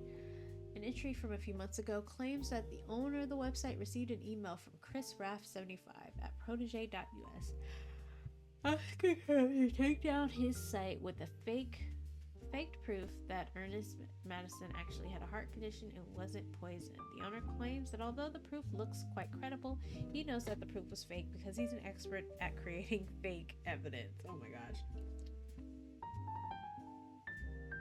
The first entry is from 1996 and has a blurry picture of the Roottree candy company factory, seemingly taken from the website's author from behind a fence, and through some trees. It seems that Operation RT29, I witnessed a helicopter land on February 20. What? Let's look up Thomas Overwood.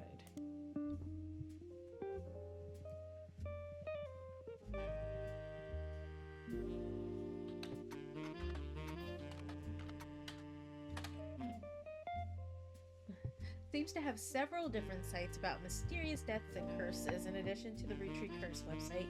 You also find one about the truth behind Spirit Cola, which claims that Spirit really stands for Satan's Plague, is returning in 2000, and in the year 2000 anyone who's drunk Spirit Cola will die. Oh my gosh. Another website is Stock Markets and Double Numbers, which claims that if you multiply any stock's price by 666, then also multiply the current year by the same stock's price, then add those two numbers together and divide the entire total by the stock price, and finally subtract the current year, then you'll end up with 666. Bruh.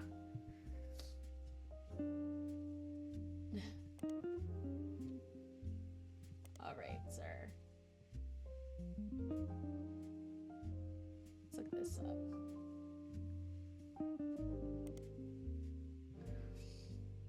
This is, you find more conspiracy sites. Some people out there claim that the Rootrees are changing the candy recipe to include more and more chemicals, and that this is done in cooperation with bad actors from an unknown government.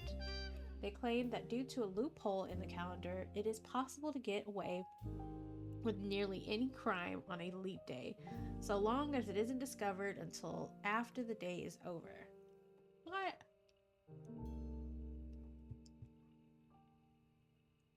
That's crazy. Hosts a meeting with foreign agents to conspire to poison our children.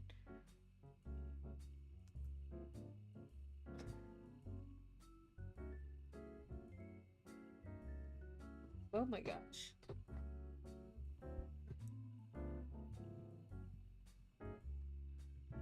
That's hilarious.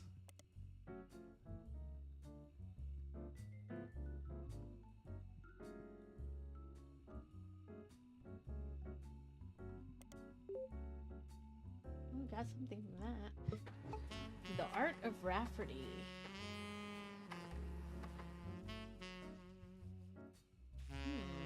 Copyright 1987 on Protege that lists the author's email address is that. Below, a bunch of gifts that says under construction. There are a few art pieces. The first is a painting captioned "Me and my fiance Lulu." Huh. A painting I did, but they spelled fiance wrong? That's very interesting. A painting I did for my first year of college that I plan to give to her when we get married in May. Go Tartans. This is an old collage. Wow, the spelling. Called Cousins, which seems to be made up of 3 scrambled images. The accompanying artist statement says, "We had to create a piece of art about our family. I asked many of my extended family of cousins for their pictures as I could, even some I've never met. Only a few of them got back to me, and my teacher said I wasn't allowed to use pictures of Raina, Riley, or Rose, so I had to get creative and use only my 3rd cousins. This includes Davy. He swims for Yukon, and Bethany's yearbook picture, she's Davy's younger sister, and Stephanie, who is an only child." So we know Stephanie is on here. Where's Steph? Stephanie is part of... She's on this side. So it would be on this chain. It said that gave us some info, actually. It said, this includes Davy. He swims for Yukon. And Bethany's yearbook picture. She's Davy's younger sister. We know Stephanie was an only child. but we have 2 siblings. That could be these 2. They're part of that same branch of the family. Yeah, that's the only ones who could be brother and sister, so we're gonna put them in here. Oh. So Davy and Bethany.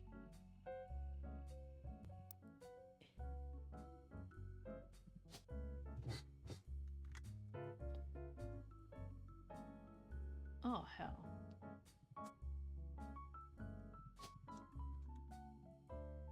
Oh, Bethany's easy to find. But it's got a different name, so they can't be there. Because Kellogg. We don't have Kellogg's on here. Oh, well, we never figured out who her husband was. So assuming David Kellogg III is her husband, then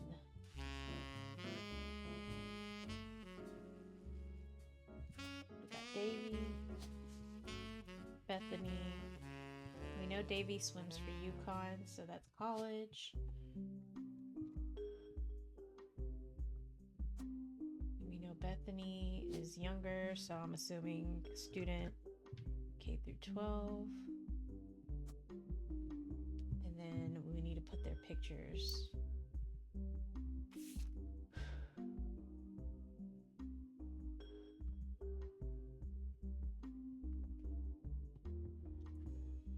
These are his cousins. Oh, is a girl. Oh, it's a puzzle. Do I have to solve it?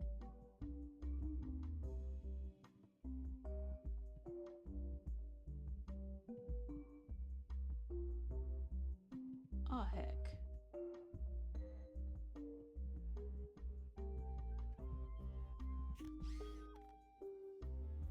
Maybe you could extract them using an application on your PC.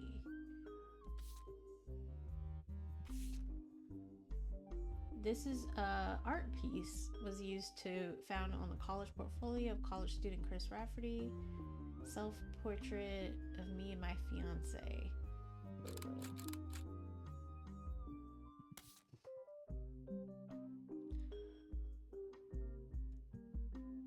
Okay, so knowing we have Stephanie, knowing that these are going to be those 2. He's one of these 3.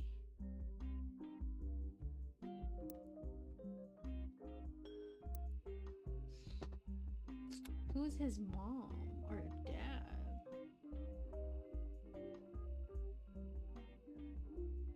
But I got a new application called PixPop. Okay, so we can do a puzzle. I thought we escaped the puzzles, honestly. Oh.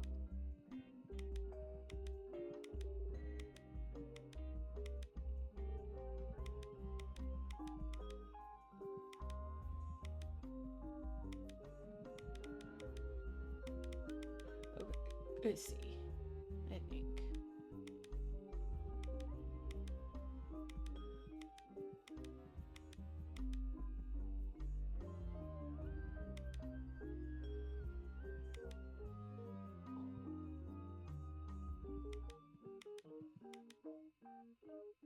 Okay, this is so weird.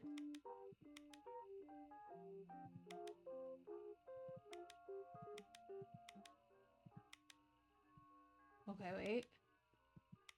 I think we're getting the hang of this.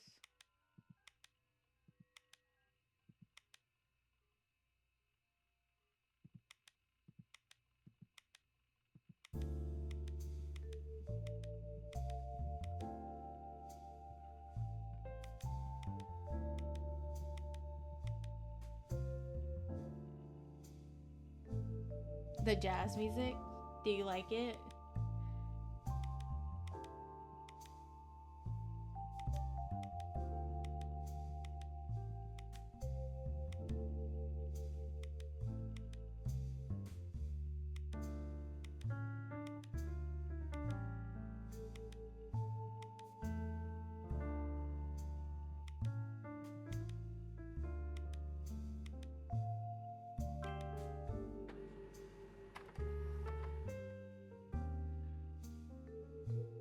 Oh, I was so focused. So that's one. Oh my god.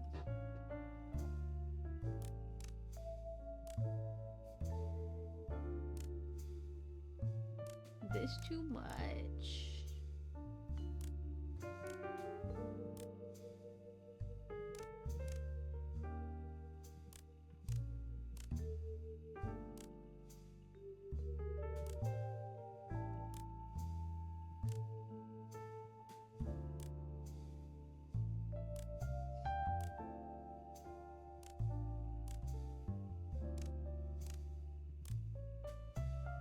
I thought I escaped the puzzles with this game. But it could be a lot worse. We've played a lot of Nancy Drew on here. It's not ready? It's not done?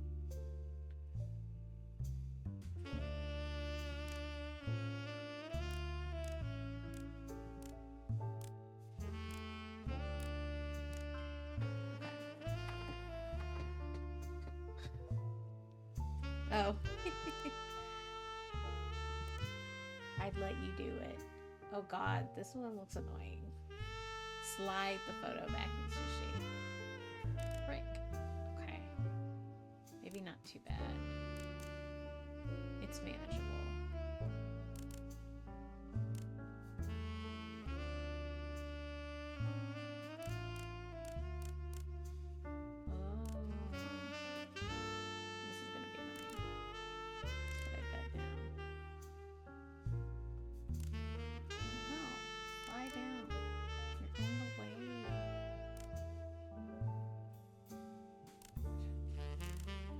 Of arm.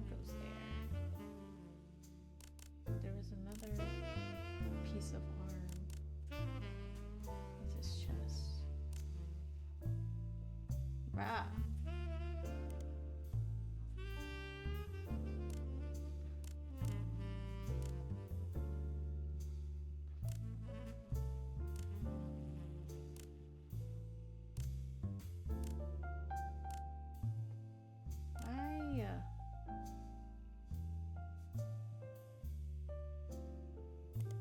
This pissed me off.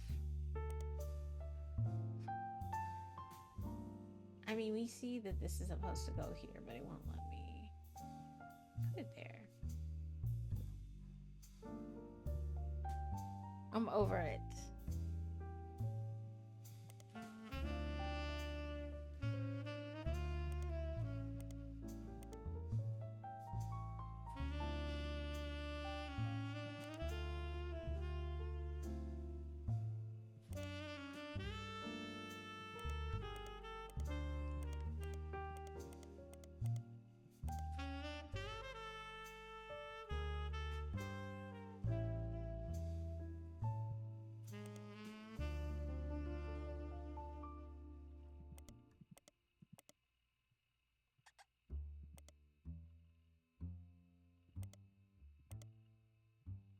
Skip the puzzle, thank you. Thank you, rubber duck. It was annoying as hell. Okay. So now we got new pictures.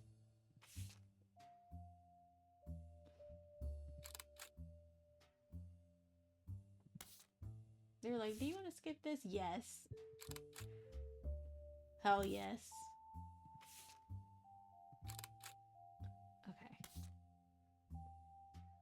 So I assume the two... Well, he has red hair. Mr. Yukon.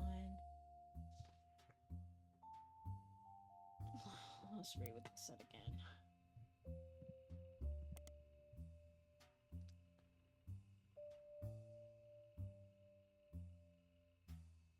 Okay. Bethany was the yearbook picture one, so...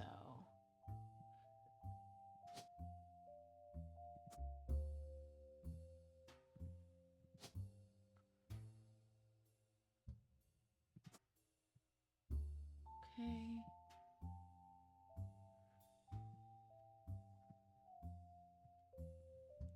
And then...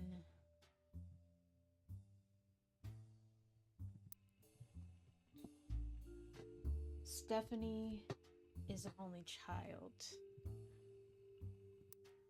So I think this is Stephanie right here.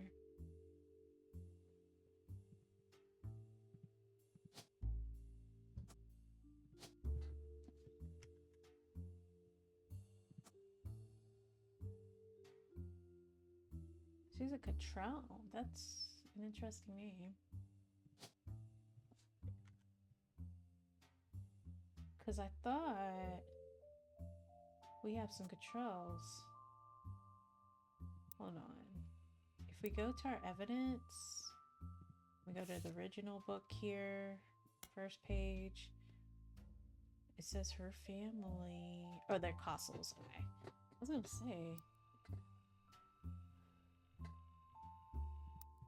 So, yeah, but he said third cousin, so.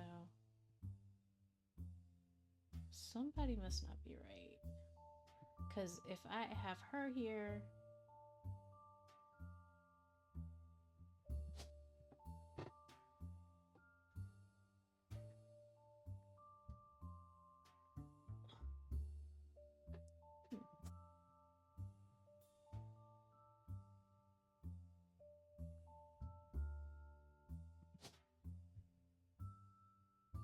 Well, one that's only Cottrell.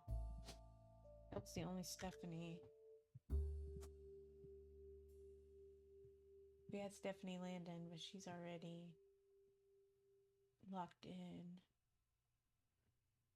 Oh, no, she could be one of these two. Okay. I don't know how I missed that. For some reason, I thought those were siblings. Okay, so she could belong to Ernest or Gwen. I'm gonna put her with Gwen.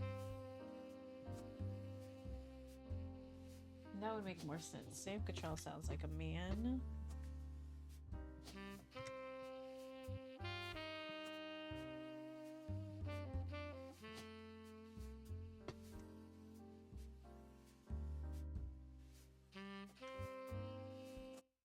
There we go.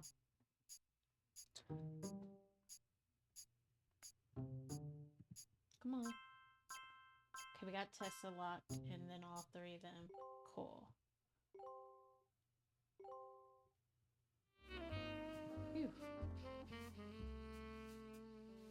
Okay, look at that. This whole side of the family tree locked in. That's what's up. We're gonna find another picture of Carolyn. Actually, I have another picture of Carolyn. Let me see. This is her. Okay. And then I know I got another picture of Guy. We'll come back to it. But I got another picture of Guy, I'm sure. Actually, no. This is Guy.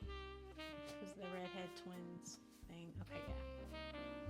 Put people's bonus pictures in. So yeah, this side of the tree is done.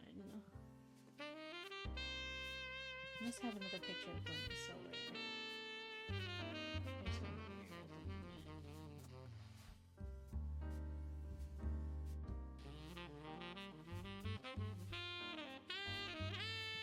He's an only child. I'm just guessing this is him.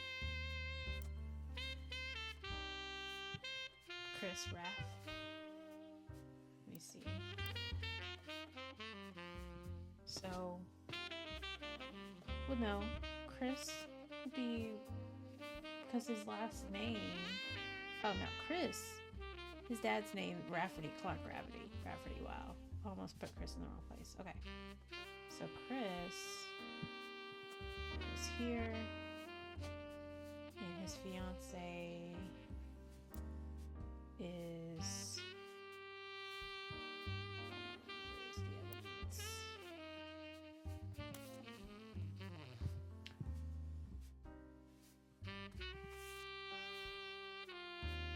Lolo.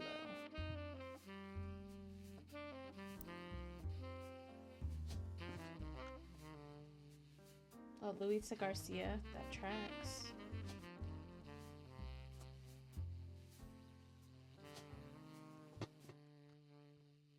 Chris Rafferty. Okay.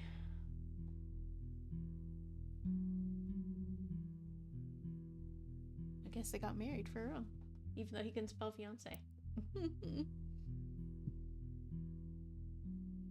College student.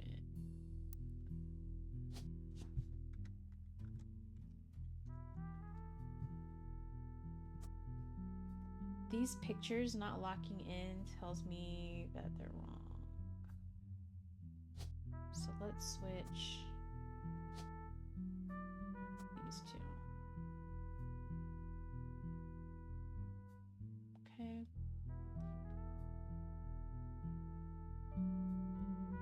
I really haven't locked in any of their spouses. I gotta figure that out.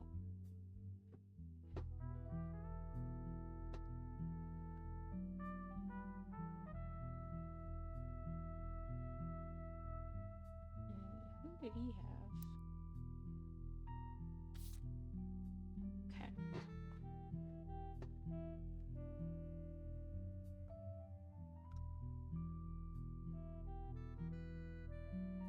Not bad. Okay.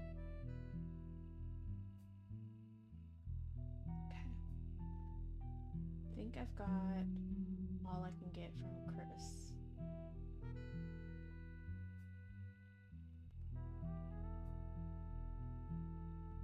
How do we even end up here? Oh, yeah. Okay, Rubber Ducky, give us something good. She does mention Miracle's other son. He was. Yes, I already figured that out.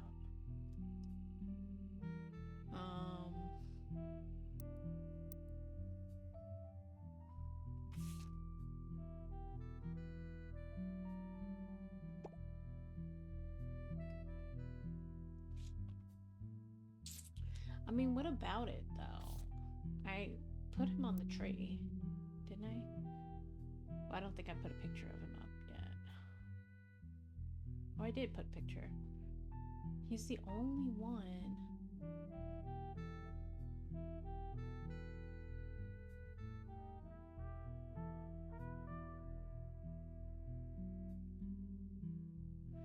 Oh, and I still say that this little black girl is his daughter, because she's the only one.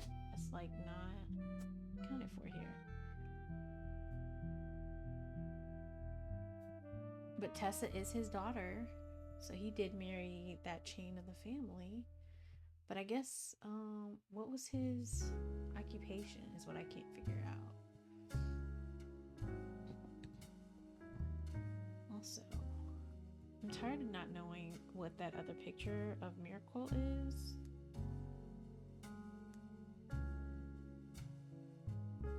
Because that's a junior. Oh. I guess I should have known that was him. We'll put that there. Okay. It makes sense because he's wearing glasses. And he had the eye patch as a kid. Okay. But yeah, I don't know what Elias did. I know he was mentioned. I saw his name. That's how we figured out he's on the tree. But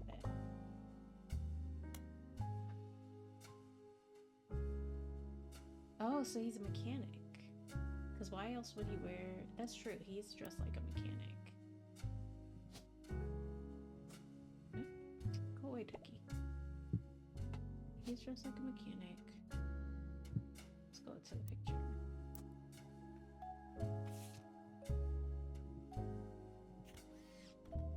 Yeah, Eli. Oh, I guess that would have been helpful when I was trying to figure out which one was him, though. But we figured that out a while ago.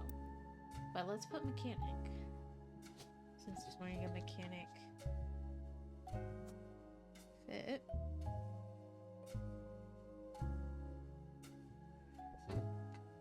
Is that all you wanted me to know, though, Ducky?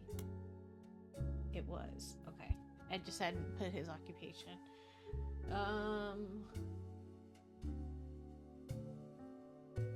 Ernest Madison Jr.'s child.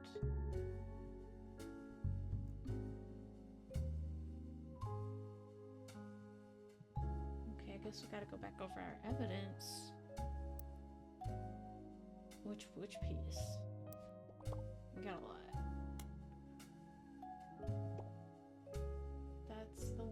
these two little girls that I was really confused about. Okay. Oh, these are his daughters? Because it was from Debbie. Oh, was Debbie his wife? Deborah B.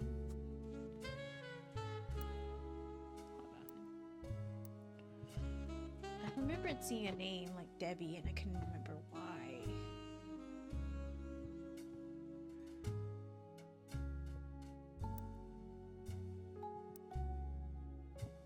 But you know what it was? We were trying to figure out where he was on the family tree and I couldn't put her down until after. So that makes sense. So it says, to Carl and Brenda. Carl being the one who died with his wife and 3 daughters. I'm sorry that you were unable to attend the funeral. It's traditional to have it as soon as possible, and Ernie, more than anyone else on earth, knew how busy your job can be. I've enclosed a Shiva candle identical to ours if you'd like to pay your respects, though it's not expected for those outside of the faith to do so. Ernie was a man full of love, not only for his family, but for his family's legacy. He had an immense amount of pride for the work you 3 did together, as well as how Carl has carried on for him after taking over. As for myself, it's impossible to express my gratitude enough for rescuing us from the panic and burden of endless bills. Though we caught it too late for him to get on the donor list, the company took care of us beyond our wildest expectations. It went unsaid at the time, but Ernie and I knew it had to have been Carl that convinced the trust, and that it was no coincidence that it happened shortly after your visit, Brenda. Up until the end, Ernie... Wait, hold on. Brenda... Yeah, his wife. Up until the end, Ernie and I had to stay strong, especially for Nicole's sake. We could never have done it without the 2 of you fighting for us. Much love, Debbie. Nicole must be one of their daughters.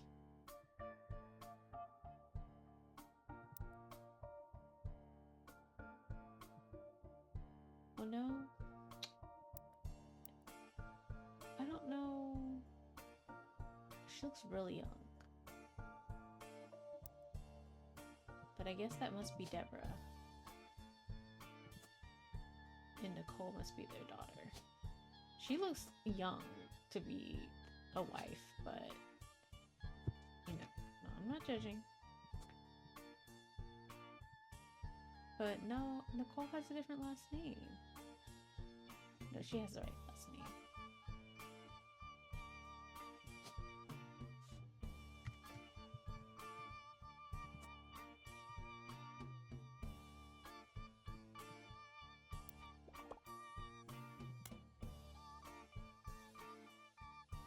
That's what we were doing. We were looking at all these organizations. Okay. We're going to be ending in like 30 minutes, you guys. Just so you know. Trying not to stay up too late. So we looked up Miracle Network quite a bit. Haven't found any new details. We looked up the motors. And then, we had the Butler County School District.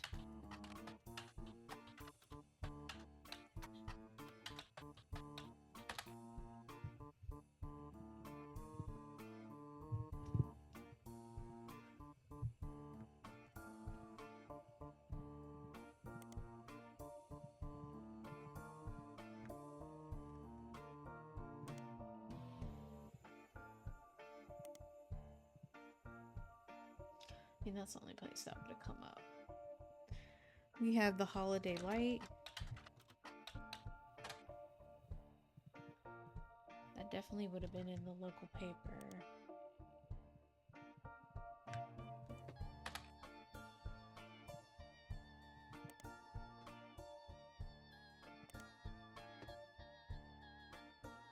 Butler Summer Theater.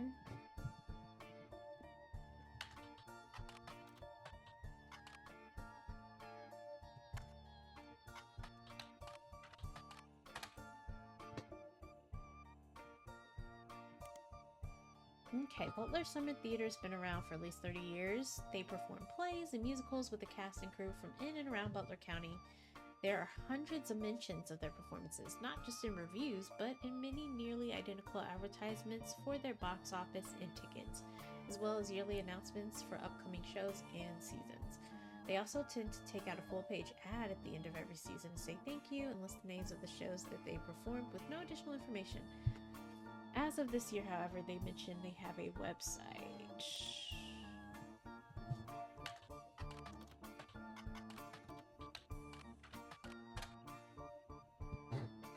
Okay. It says the website lists the credits of a musical, which seemed to be the final show they performed last season. There's a cast list, but none of the names seem relevant. Below, it lists the cast and crew, and two things stand out: posters and additional set design elements by Jones. Oh, and choreography by November Studios. Everybody's got the studio. November. A local dance school. So November Roottree has something to do with dance. Studios. Because that's a very distinctive name. They advertise lessons for ballet and jazz.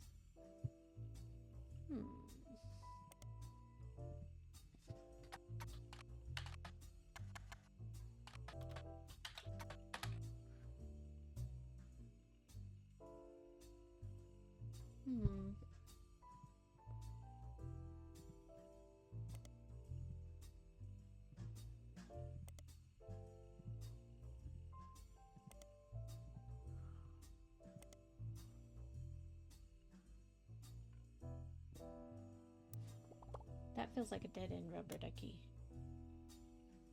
There is only one free spirit left to place. So these are our free spirits right here.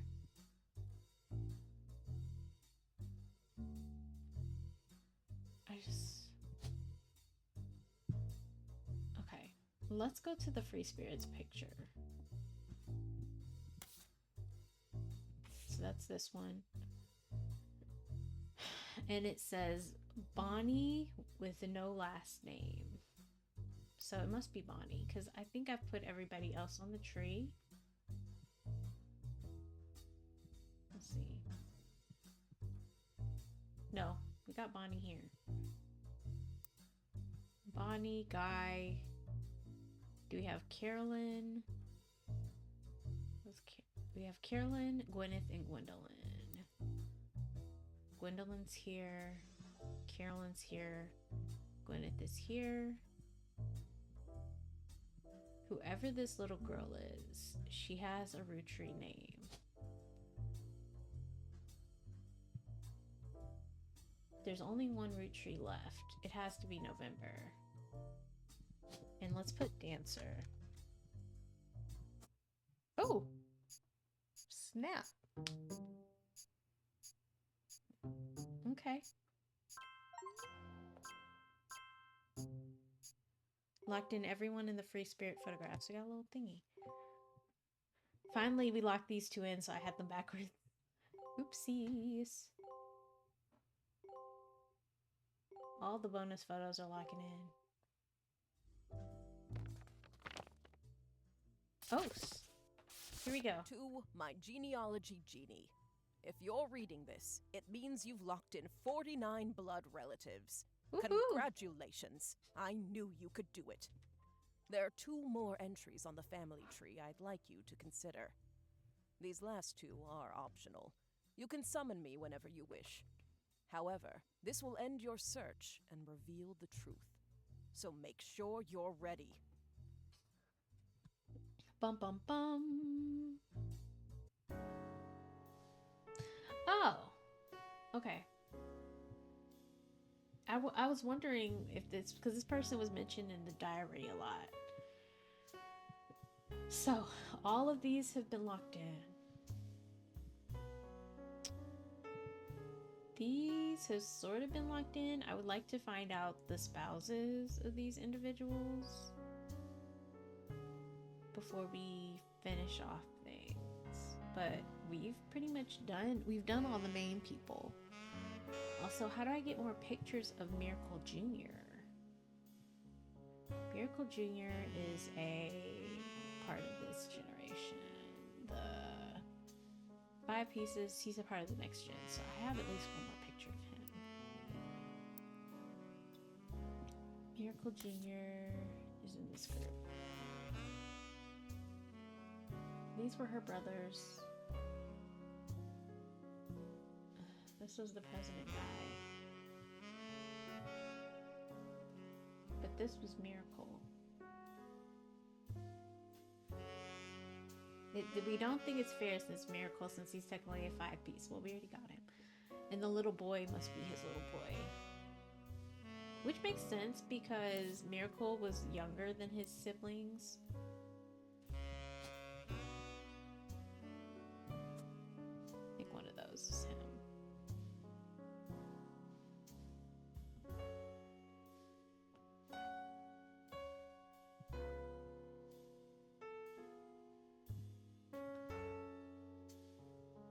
Who the frick is Gwen's father?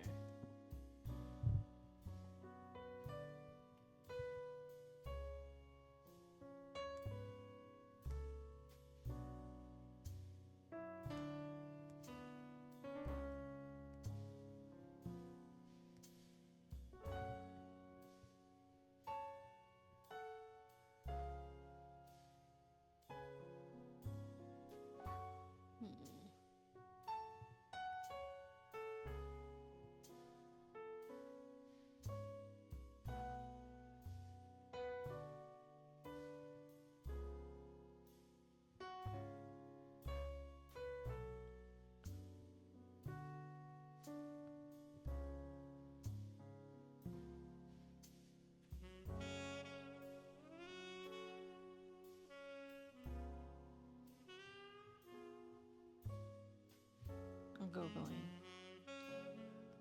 Like, I don't need to know his name, but how would I figure it out?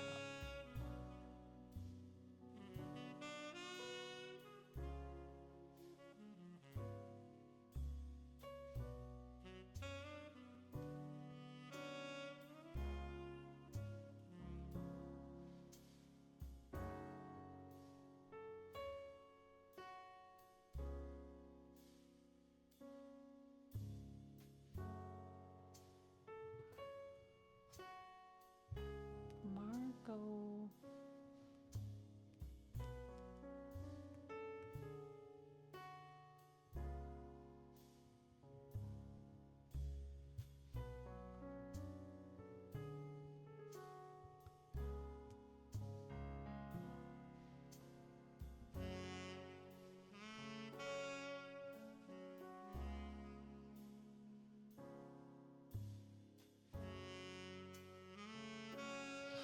Oh, you know.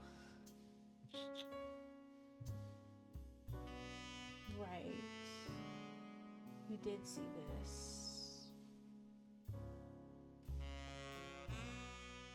Let's go to the evidence here.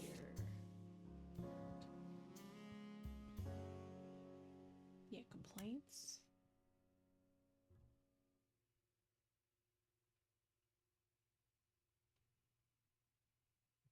Well, it wouldn't have been under complaints.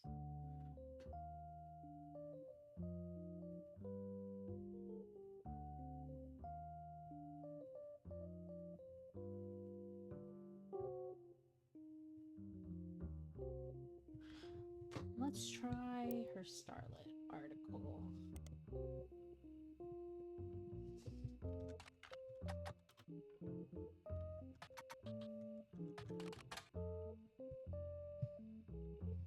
Okay, here it is. The power of the name is undeniable. My grandfather constantly preached the importance of family names and honoring them. My father decided to bless me with a famous name. There's nothing wrong with Cornwall, but Roottree has power. Okay, why this Cornwall? Okay.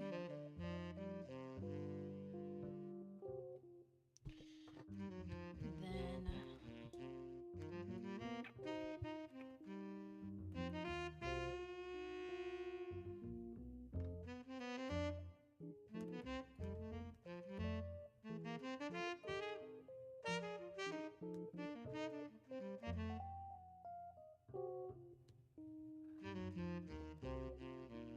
Well, I know that. I think this is him too. Yeah, because he's always got this tie. That's his thing.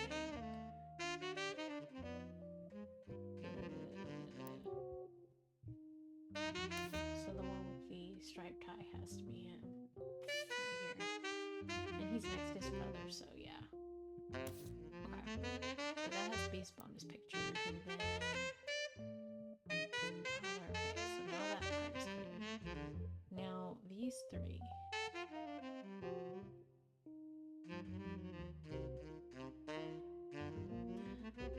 Knowing that November is a dancer, why can't we find anything on her?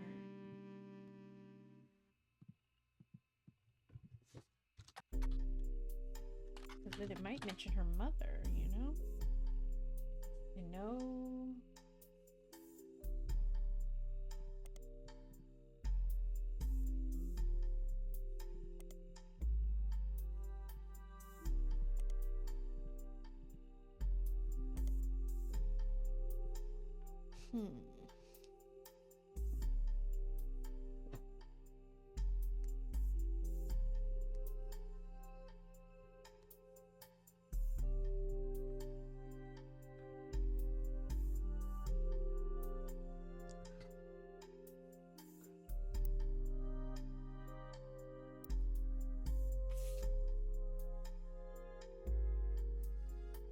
What says it here? It has November. I don't know why I missed this line.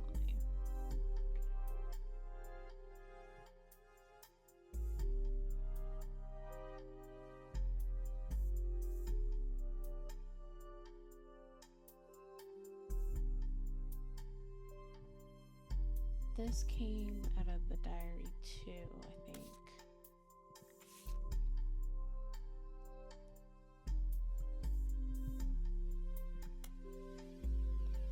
But the cheat says her mother is named after a month. But I wonder if you look up her name. Let me spell it.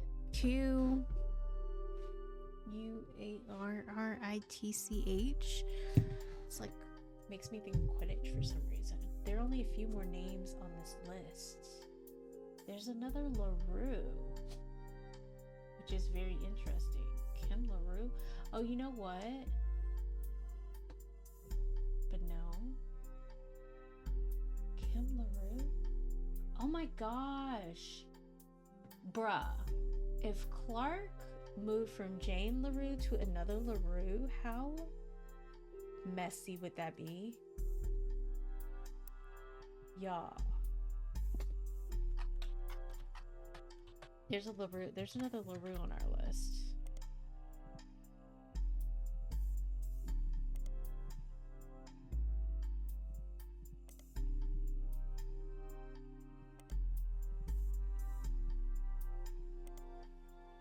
Here we go.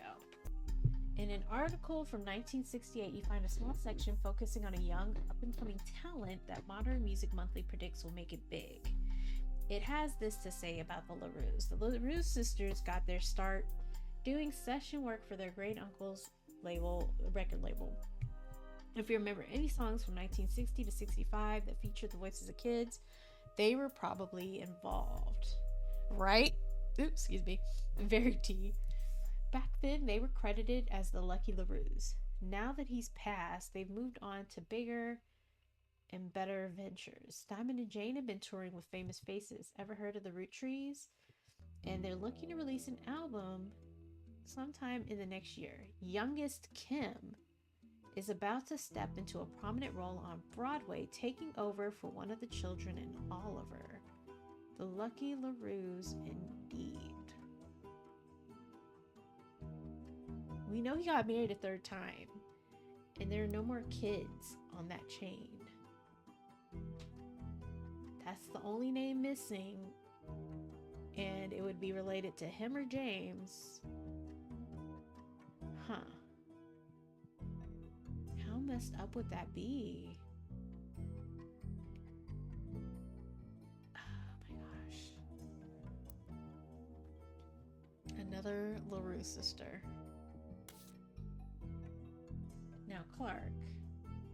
That's pretty bad. No wonder his brother was judging him.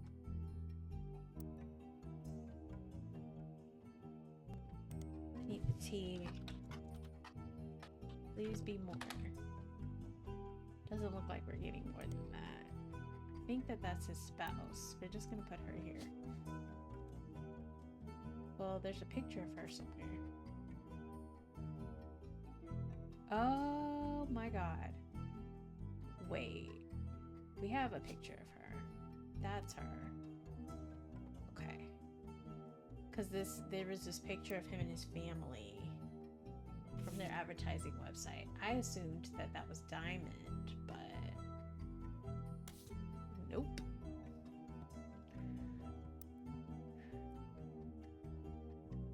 Or Jane, I'm sorry.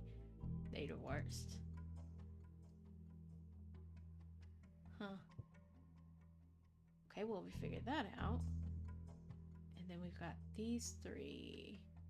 And that's it. And then we can lock in the last person. We can finish this tonight, you guys. Now, this game does have a second mystery, I think, to it. After you finish this main story, there's like a second game almost bonus. So we'll do that another day, but okay. So Clancy.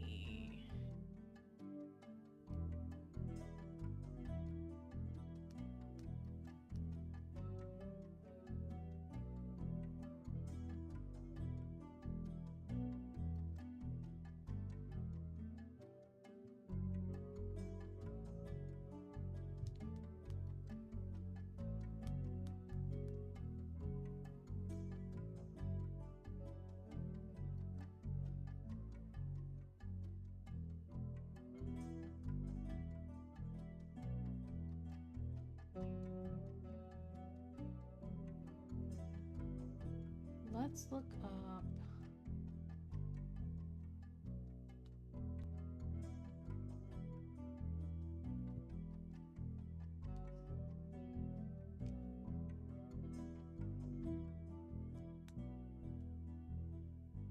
I hate ads.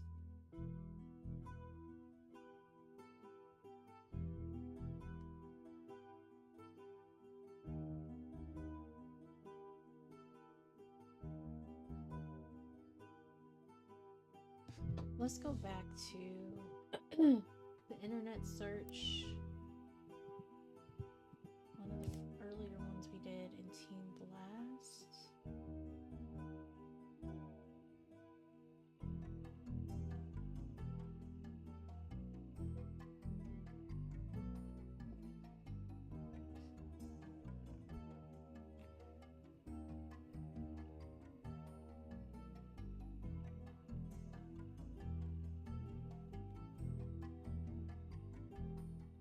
I mean, we could try it.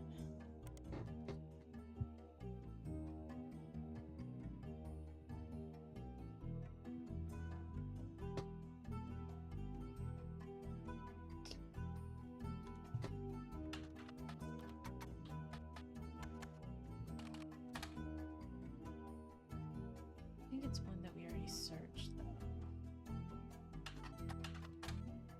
No. Okay, let's look at our Team Blast history.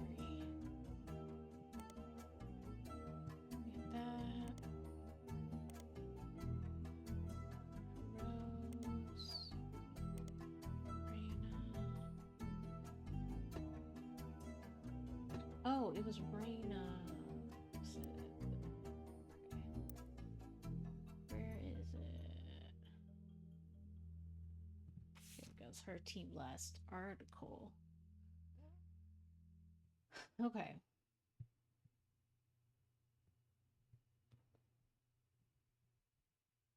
Okay, here it is. Although my grandpa passed away earlier this year, Grandma Laura tells me he was really proud of what we've managed to accomplish.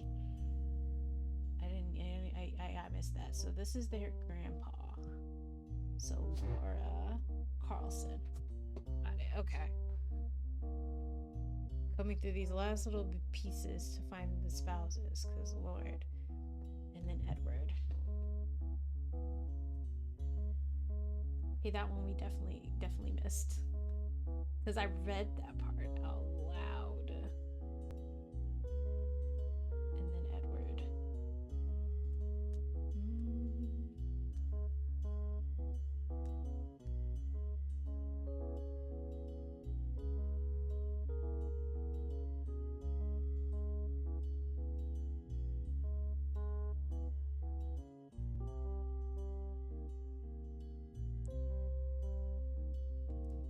Let me let the hint tell me.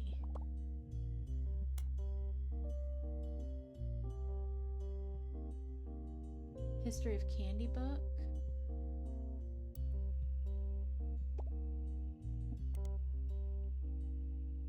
I appreciate that our search results are all still in here.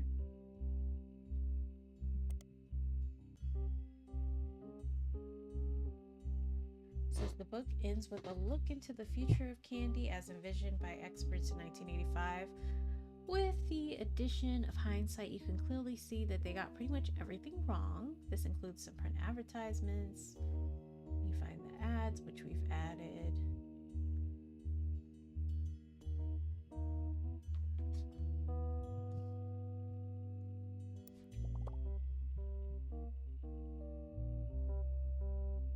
That I may have skimmed over.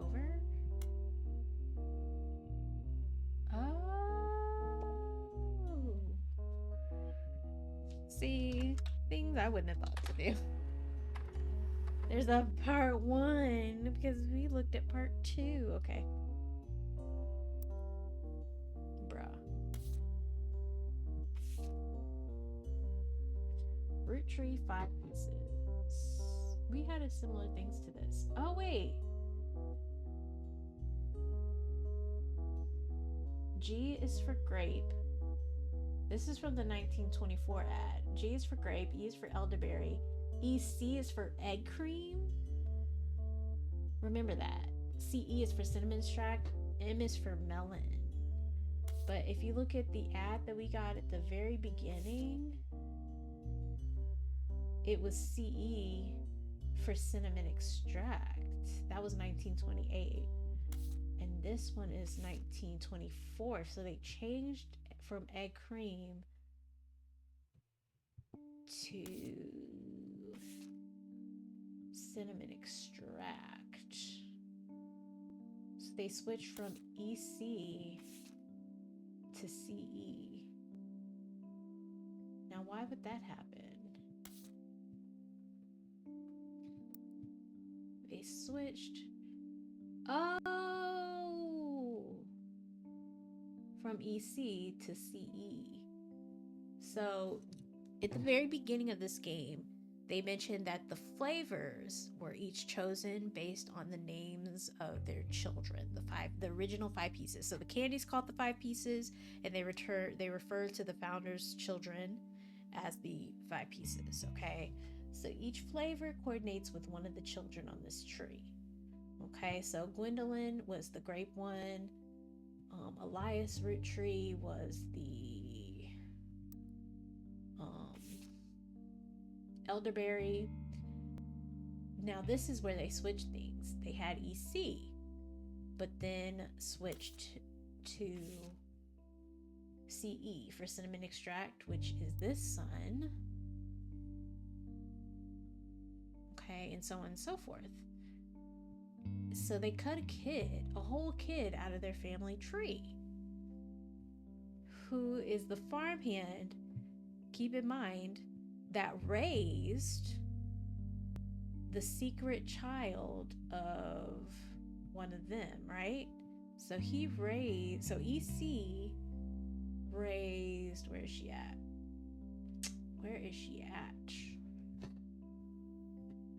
EC raised, let me zoom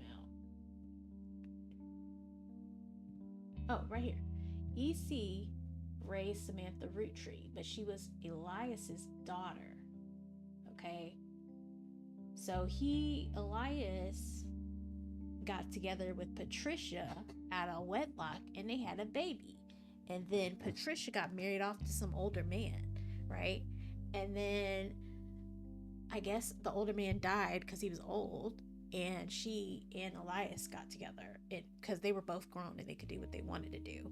And so, yeah, but they had this daughter that nobody knew about. She was a secret, and she was living on this farm, but she was raised by EC, who apparently is a secret child that we don't know about. But why don't we know about him? Right?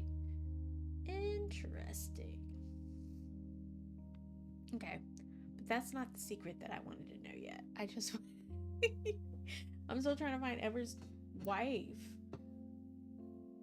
But that's messy. That's messy, rubber duck. I got it though.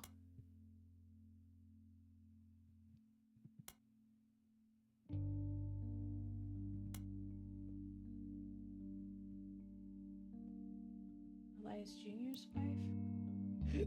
I'm trying to find Edward's wife.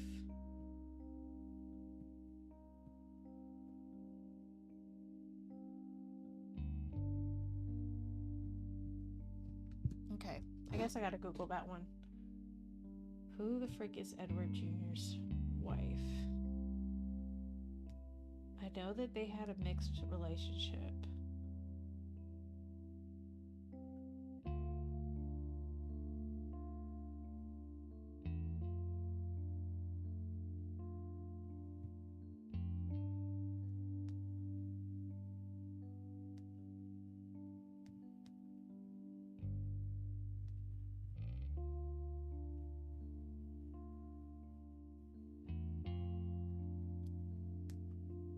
Edward Roottree, spouse.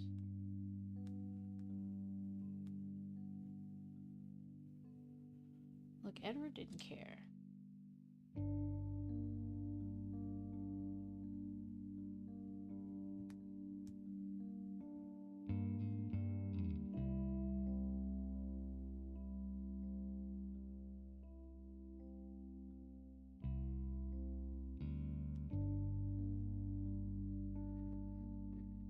There's only, hold on. We already got all these other names. Joan Monroe. Okay, I don't know why I didn't think to do that.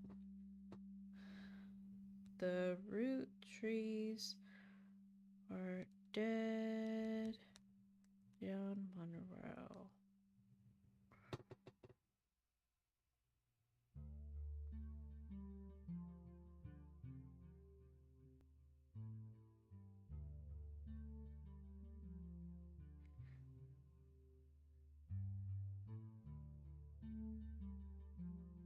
Right.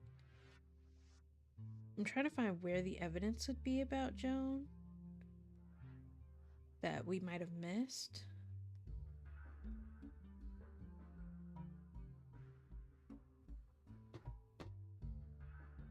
Because I know that he raised...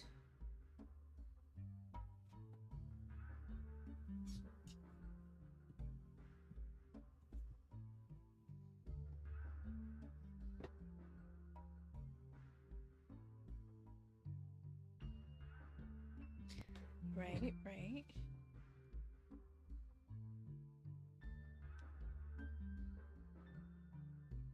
Oh. Okay. So they say to get to it, you have to go to the spider search. And when we looked for James Roottree,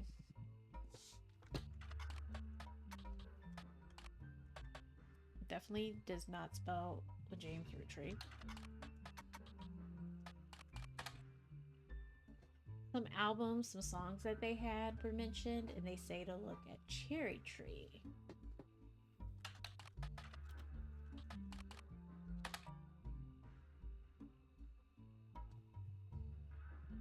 Cherry Tree song. Periodicals.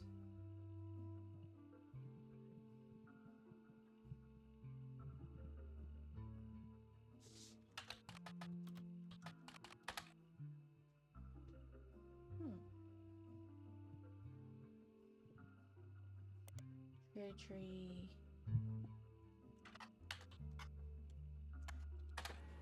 Okay. An album by Jim and Diamond released in 1995. It wasn't professionally reviewed, though die-hard fans of Jim and Diamond online say it was a return to form. The CD was apparently so hard to find in stores that some fans have resorted to selling cassette bootlegs of it. There's a music commerce website that claims this. Oh my god, that claims to sell the album, but it's sold out at the moment. You do find a short sample of one of the songs called Fun. You add it to your evidence. Cherry Tree is an album by Jim and Diamond, and one of the songs is called Sun. The website you found it on did not have a full version, but you managed to find a short preview of the song's chorus. Jim sings the following. There's blazed a spark of light that ever brightly shone from her starting days, imparting wisdom to conquer life unknown. Though someday she depart, in part, I'd never be alone in my heart. I'll always be the son of. Starting days, imparting wisdom to conquer life unknown. Though someday she depart, in part, I'd never be alone. In my heart, I'll always be the son of. And then it goes off.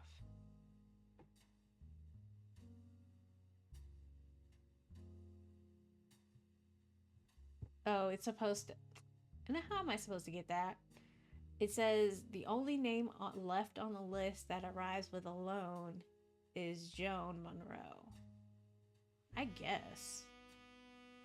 How do you know that that's supposed to be about Elias, though?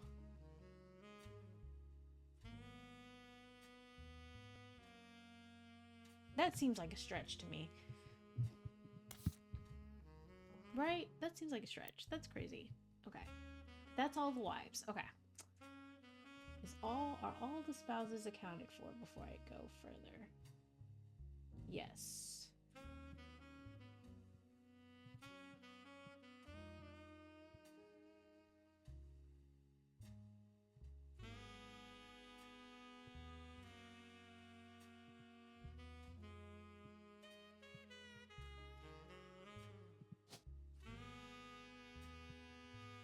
So if we...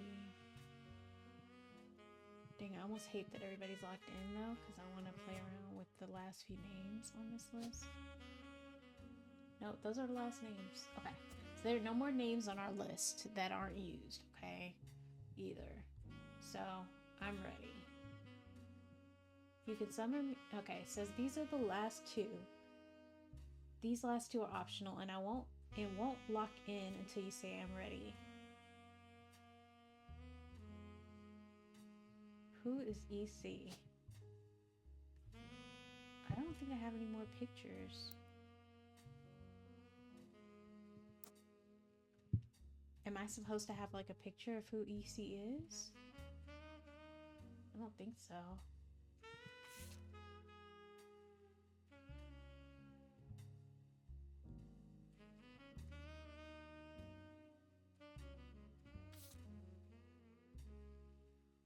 I think we're just gonna have to do it, guys. I think it's time.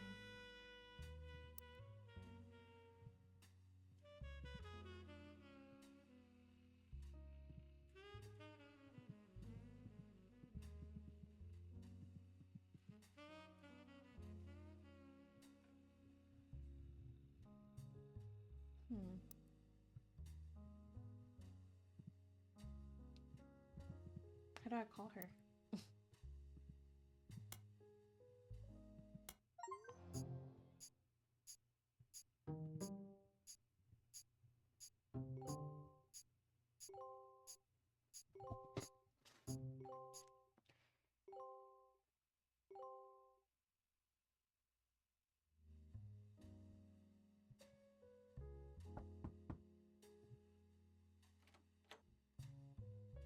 So, you didn't have a guess about EC.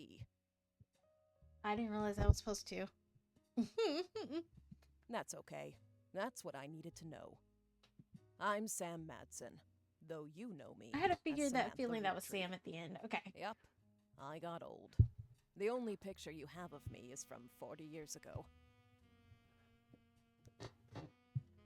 Based on something she My was saying, book it was tells the truth about Elias, the 5 pieces, and my parents. Not my biological parents, Elias Jr. and Patsy. My fathers, Edward Clancy Roottree like, and John Miller. fathers.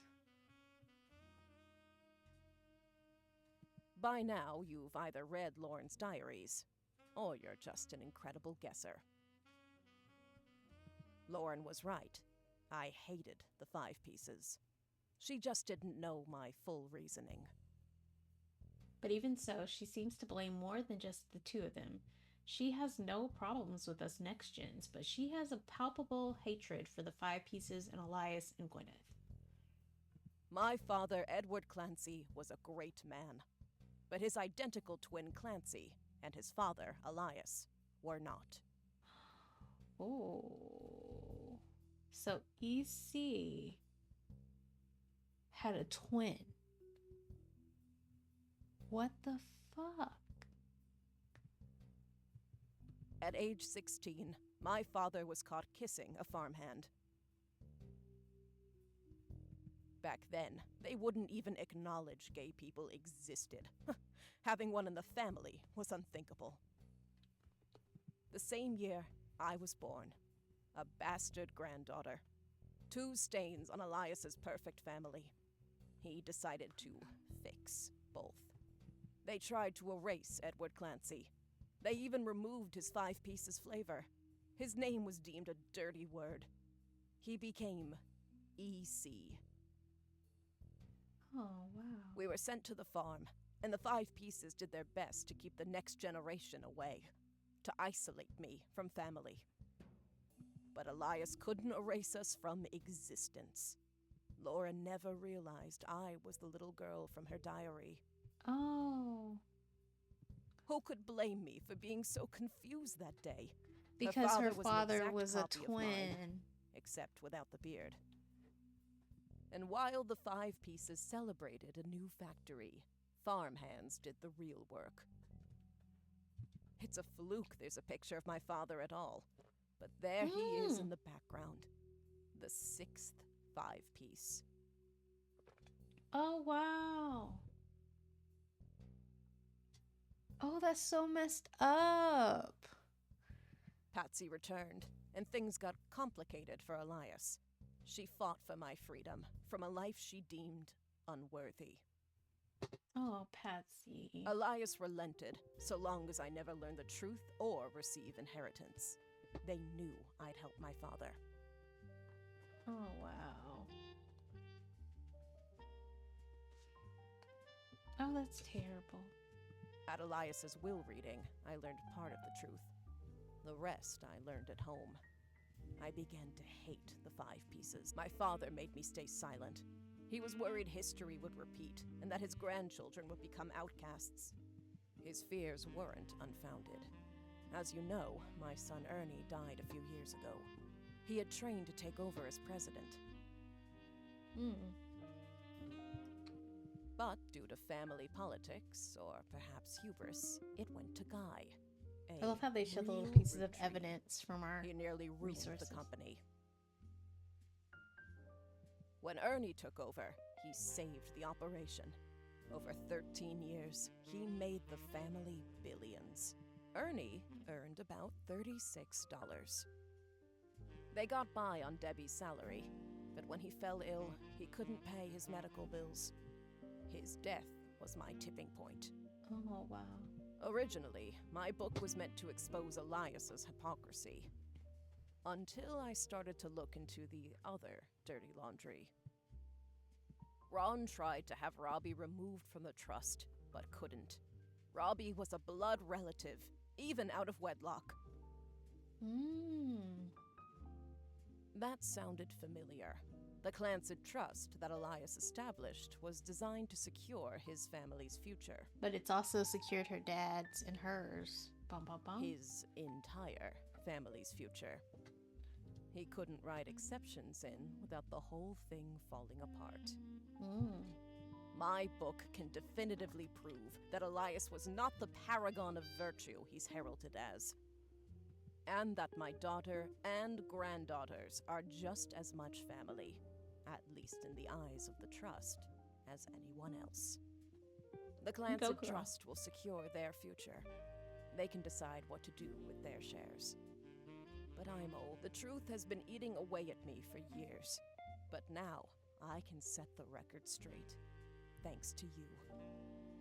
As someone who enjoys searching for the truth, you might understand the power it has. Whitewashing the past to protect the status quo can lead to repercussions in the present and future. I appreciate what you've done for me.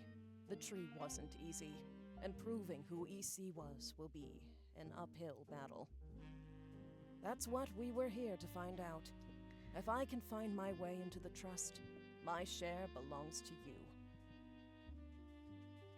Looking at the family tree on your wall, now with my father's, everything finally feels complete.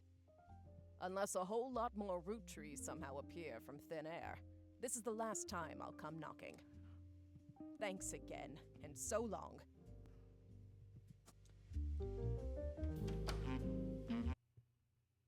Wow. We're rolling, rolling, rolling. Not them playing their song, Jim's song. Thanks to your hard work, Sam Madison's book was published. It received mixed reviews. Life went on, and the new president took over the company. The Roottree family faded from the news cycle, and then everything changed. There's another mystery to solve. Roottree Mania is now locked as a new game. Bum bum bum. I'm a secret Roottree. Oh my gosh. So yeah, we'll pick this one up next time, you guys. But thank you all for joining me. We finished. Sort of. New mystery to solve for next time. But until the next stream, I hope you all have a great night and finish out the week strong. And until the next stream, happy gaming all.